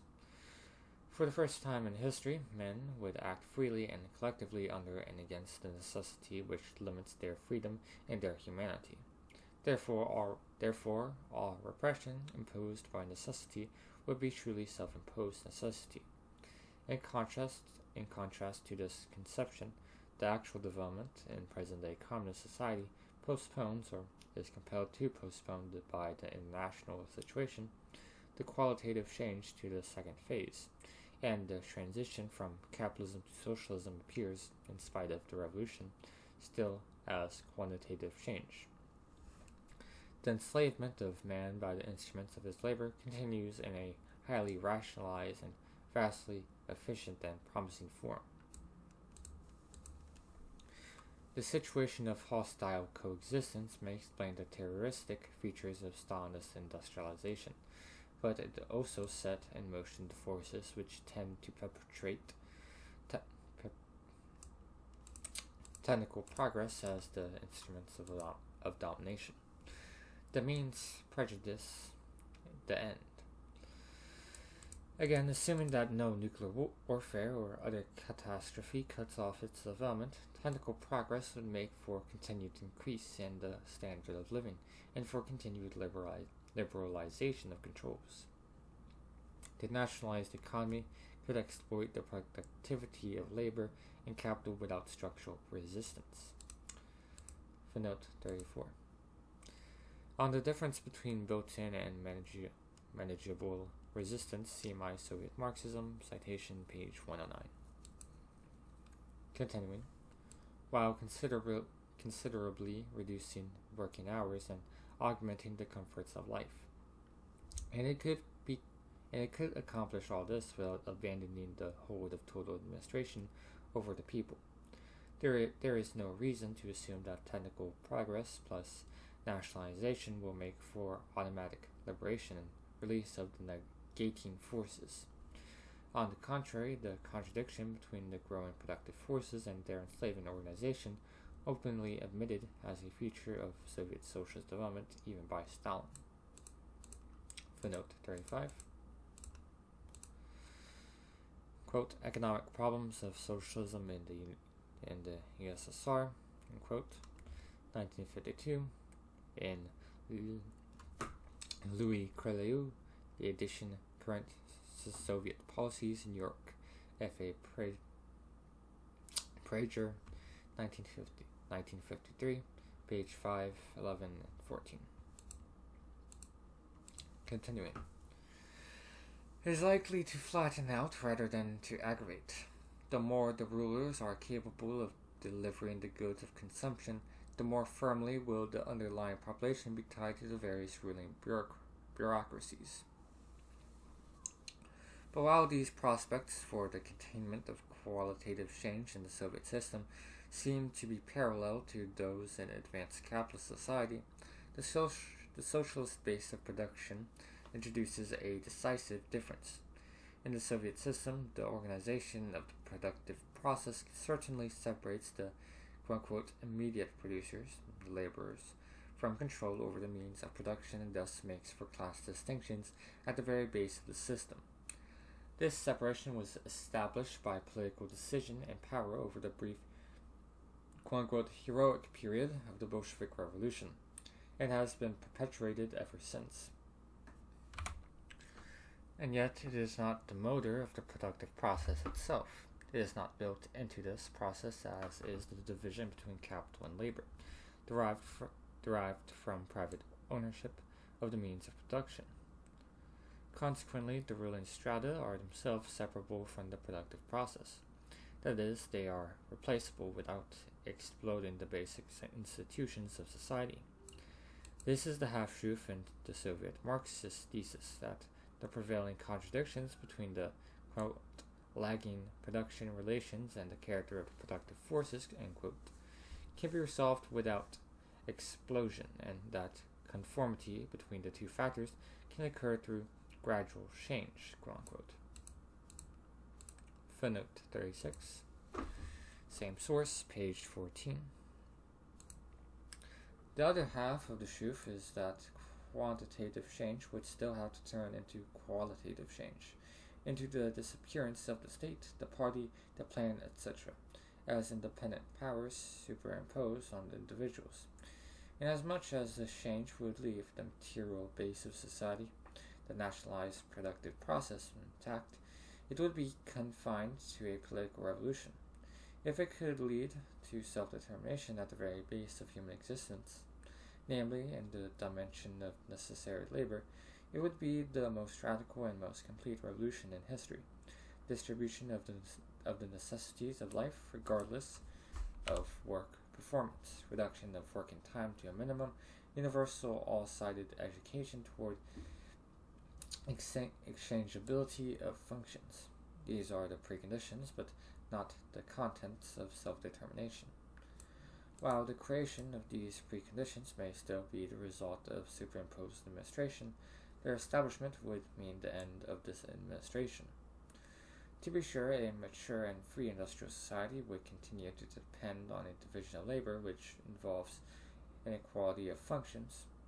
Such inequality is necessitated by genuine social needs, technical requirements, and the physical and mental differences among the individuals. However, the executive and supervisory functions would no longer carry the privilege of ruling the life of others in some particular interest. The transition to such a state is revolutionary rather than evolutionary process, even on the foundation of a fully nationalized and planned economy. Can one assume that the communist system, in its established forms, would develop, or rather be forced to develop by virtue of the international contest, the conditions which would make for such a transition? There are strong arguments against this assumption. One emphasizes the powerful resistance which the entrenched bureaucracy would offer, a resistance which finds its raison d'etre precisely on the same grounds that impel the drive for creating the preconditions for liberation, namely the life and death competition with the capitalist world. One can dispense with the notion of an innate, quote-unquote, power drive in human nature. This is a highly dubious psychological concept and grossly inadequate for the analysis of societal developments. The question is not whether the communist bureaucracies would, quote-unquote, give up their privileged position once the level of a possible qualitative change has been reached, but whether they will be able to prevent the attainment of this level. In order to do so, they would have to arrest material and intellectual growth at a point where domination still is rational and profitable, where the underlying population can still be tied to the job and to the interest of the state or other established institutions. Again, the decisive factor here seems to be the global situation of coexistence, which has long since become a factor in the internal situation of the two opposed societies. The need for the all-out utilization of technical progress and for survival by virtue of a superior standard of living may prove stronger than the resistance of the vested bureaucracies. I should like to add a few remarks on the often heard opinion that the new development of the backward countries might not only alter the prospects of the advanced industrial countries, but also constitute a quote-unquote third force that may grow into a relatively independent power. In terms of the preceding discussion, is there any evidence that the former colonial or semi-colonial areas might adopt a way of industrialization essentially different from capitalism and present-day communism? Is there anything in the indigenous culture and tradition of these areas which might indicate such an alternative? I shall confine my remarks to models of backwardness already in the process of industrialization, that is, to countries where industrialization coexists with an unbroken pre- and anti-industrial culture, India, Egypt. These countries enter upon the process of industrialization with a population untrained in the values of self-propelling productivity, efficiency, and technological rationality. In other words, for the vast majority of population which has not yet been transformed into a labor force separated from the means of production, do these conditions favor a new confluence of industrialization and liberation, an essentially different mode of industrialization which would build the productive apparatus not only in accord with the vital needs of the underlying population, but also with the aim of pacifying the struggle for existence. Industrialization in these backward areas does not take place in a vacuum. It occurs in a historical situation in which the social capital required for primary accumulation must be obtained largely from without, from the capitalist or communist bloc, or from both. Moreover, there is a widespread presumption that remaining independent would require rapid industrialization and attainment of a level of productivity which would assure at least relative autonomy in competition with the two giants. In these circumstances, the transformation of underdeveloped into industrial societies must, as quickly as possible, discard the pre-technological forms. This is especially so in countries where even the most vital needs of the population are far from being satisfied, where the terrible standard of living calls first of all for quantities and mass, for mechanized and standardized mass production and distribution. And in these same countries, the dead weight of pre-technological and even pre-bourgeois customs and conditions offers a strong resistance to such a superimposed development. The machine process, as social process, requires obedience to a system of autonomous powers, total secularization, and the destruction of values and institutions whose sanctification has hardly begun. Can one reasonably assume that under the impact of the two great systems of total technological administration, the dissolution of this resistance will proceed in liberal and democratic forms? That the underdeveloped countries can make the historical leap from the pre-technological to the post-technological society, in which the master technological apparatus may provide the basis for a genuine democracy. On the contrary, it rather seems that the superimposed development of these countries will bring about a period of total administration more violent and more rigid than traversed by the advanced societies, which can build on the achievements of the liberalistic era. To sum up, the backward areas are likely to succumb either to one of the various forms of neocolonialism, or to a more or less terroristic system of primary accumulation. However, another alternative seems possible. Footnote 37. For the following, see the magnificent books by Rene Dumont, especially Thierry's Civianity's Paris Plan, 1961. And footnote continuing.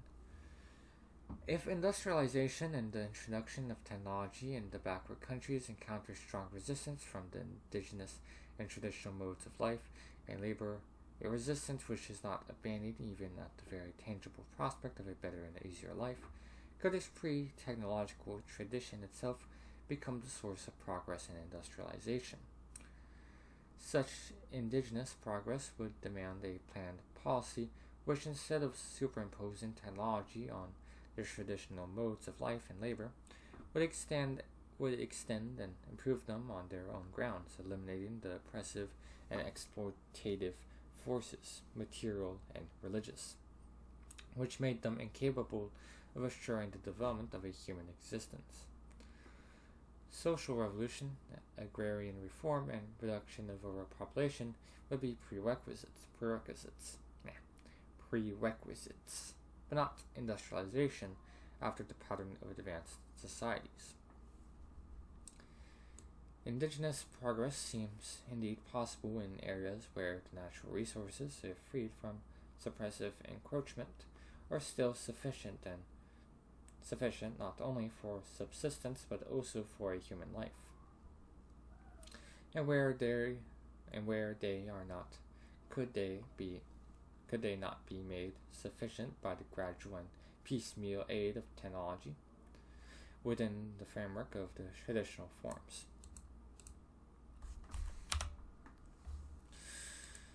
I got the welfare state now, nice.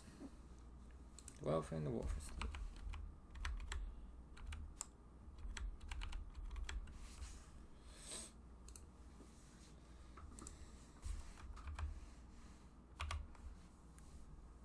The welfare and warfare state. By way of summary, the prospects of containment of change offered by the politics of technological rationality depend on the prospects of the welfare state. Such a state seems capable of raising the standard of administered living, a capability inherent in all advanced industrial societies where the streamlined technical apparatus, set up as a separate power over and above the individuals, depends for its functioning on the intensified development and expansion of productivity. Under such conditions, decline of freedom and opposition is not a matter of moral or intellectual deterioration or corruption. It is rather an objective societal process insofar as the production and distribution of an increasing quantity of goods and services make compliance a rational technological attitude. However, with all its rationality, the welfare state is a state of unfreedom because its total administration is systematic restriction of a technically available free time. Footnote 38. Free time, not leisure time. The latter thrives in advanced industrial society, but it is unfree to the extent to which it is administered by business and politics. Continuing. B. The quantity and quality of goods and services technically available for vital individual needs. C. The intelligence, conscious and unconscious, capable of comprehending and realizing the possibilities of self-determination. Late industrial society has increased rather than reduced the need for parasitical and alienated functions for the society as a whole, if not for the individual. Advertising, public relations, indoctrination, planned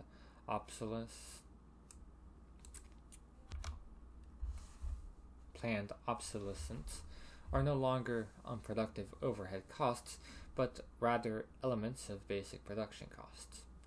In order to be effective, such production of socially necessary waste requires continuous rationalization.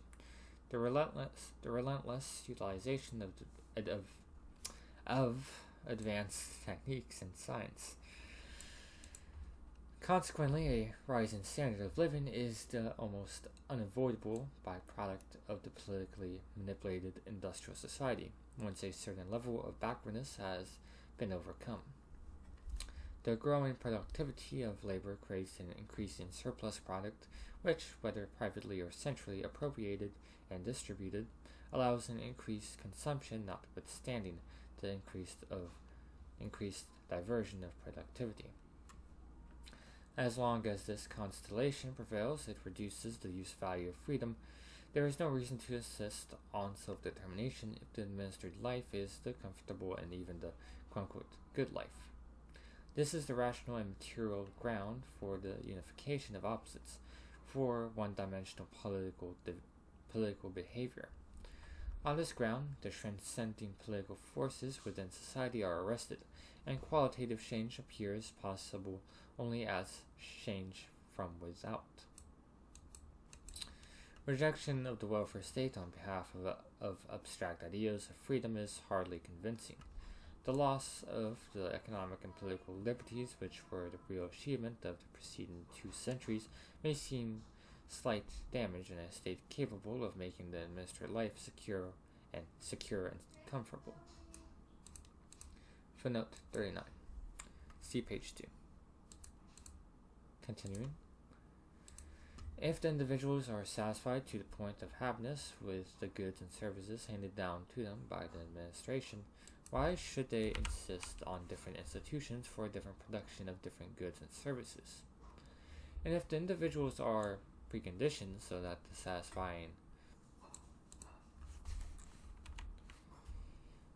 satisfying goods also include thoughts, feelings, aspirations, why should they wish to think, feel, and imagine for themselves?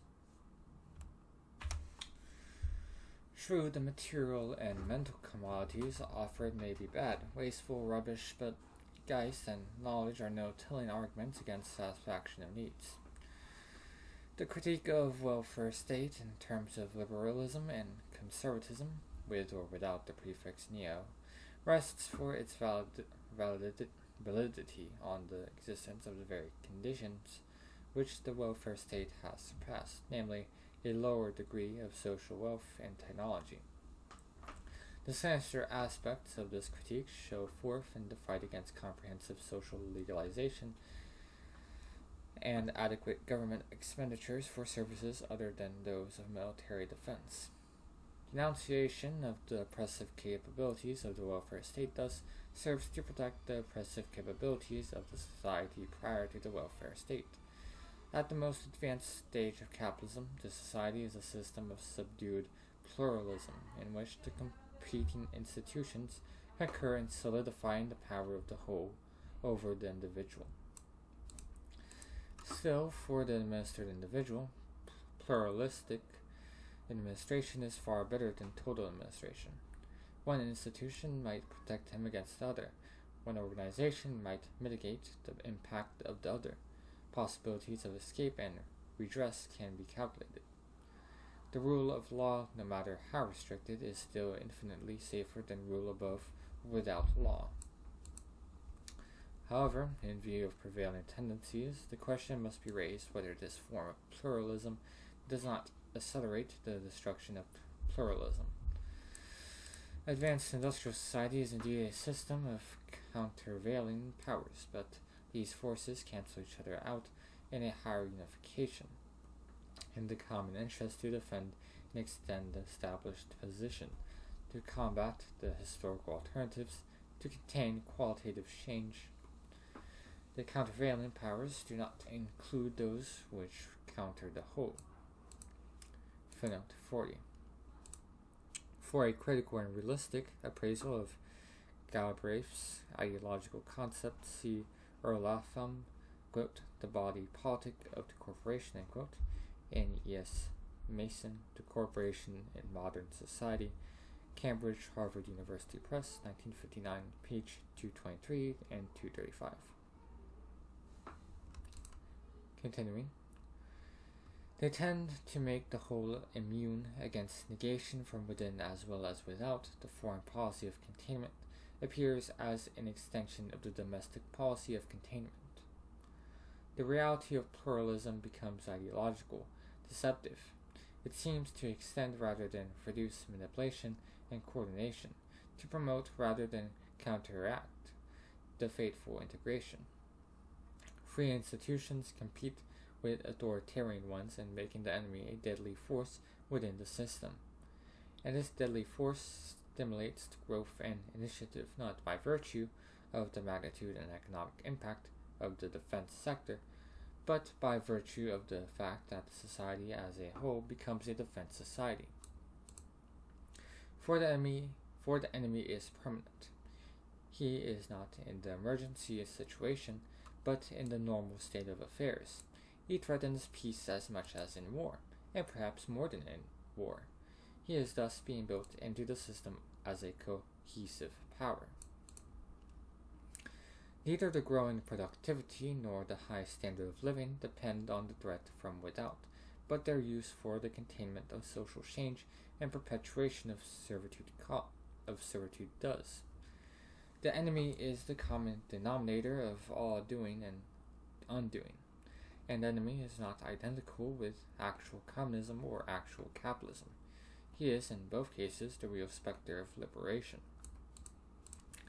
Once again, the insanity of the whole absolves the particular insanities and turns the crimes against humanity into a rational enterprise.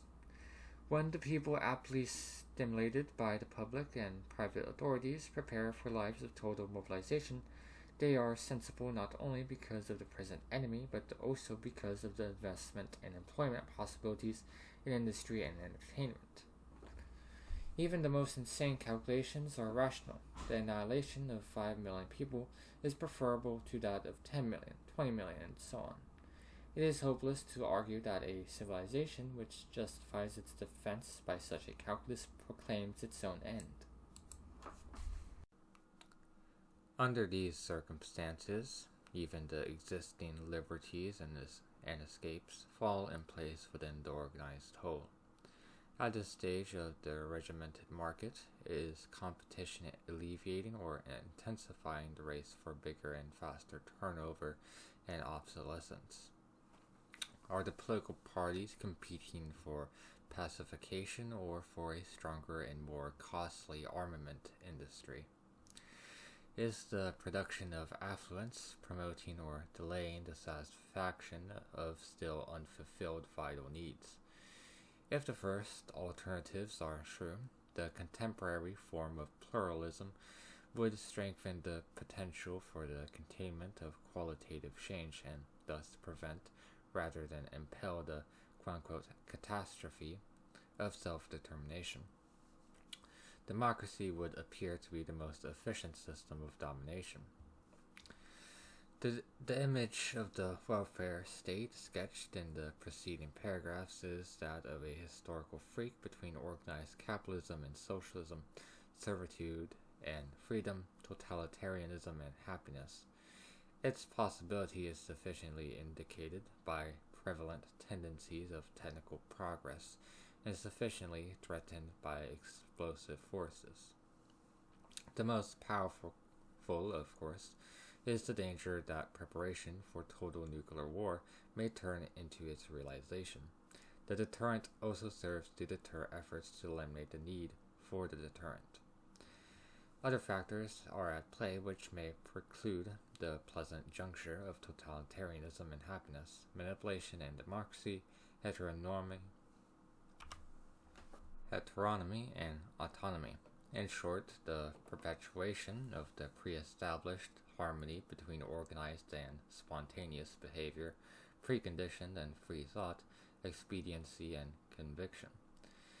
Even the most highly organized capitalism retains the social need for private appropriation and distribution of profit as the regulator of the economy. That is, it continues to link the realization of the general interest to that of particular vested interests.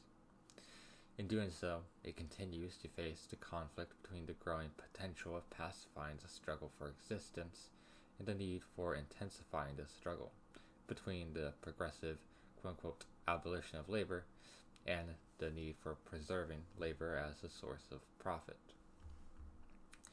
The conflict perpetuates the inhumane existence of those who form the human base of the social pyramid, the outsiders and the poor, the unemployed and unemployable, the persecuted colored races, the inmates of prisons and mental institutions. In contemporary communist societies, the enemy without backwardness and the legacy of terror perpetuate the oppressive features of quote-unquote catching up with and surpassing the achievements of capitalism. The priority of the means over the end is thereby aggravated, a priority which could be broken only if pacification is achieved, and capitalism and communism continue to compete without military force on a global scale and through global institutions. This pacification would mean the emergence of a genuine world economy, the demise of the nation-state, the national interest, national business, together with their international alliances. And this is precisely the possibility against which the present world is mobilized. The fateful interdependence of the only two sovereign socials. Got a bunch of French, which footnote 41 leads into, with the English translation, which I will read out right now. Quote, ignorance and unconsciousness are such that nationalism continues to flourish. Neither 20th century armaments nor industry allow, quote-unquote, fatherland to ensure their security and their existence except through organizations which carry weight on a worldwide scale in military and economic matters. In the East as well as in the West, collective beliefs don't adapt themselves to real changes. The great powers shape their empires or repair the architecture thereof without accepting changes in the economic and political regime which would give effectiveness and meaning to one or the other of the coalitions. And, quote, duped by the nation and duped by the class, the suffering masses are everywhere involved in the harshness of conflict in which their only enemies are masters who knowingly use the mystifications of industry and power. The collusion of modern industry and territorial power is a vice which is more profoundly real than capitalist and communist institutions and structures, and which no necessary dialectic necessarily eradicates. End quote. Marcuse, citation, volume 3, page 631, 632, and 633. And footnote, and continuing, the fateful interdependence of the only two, quote-unquote, sovereign social systems in the contemporary world is expressive of the fact that the conflict between progress and politics between man and his masters has become total. When capitalism meets the challenge of communism, it meets its own capabilities, the spectacular development of all productive forces after the subordination of the private interests and profitability, which arrests such development. When communism meets the challenge of capitalism, it too meets its own capabilities, spectacular comforts, liberties, and alleviation of the burden of life. Both systems have these capabilities distorted beyond recognition, and in both cases, the reason is in the last analysis the same, the struggle against a form of life which would dissolve the basis for domination.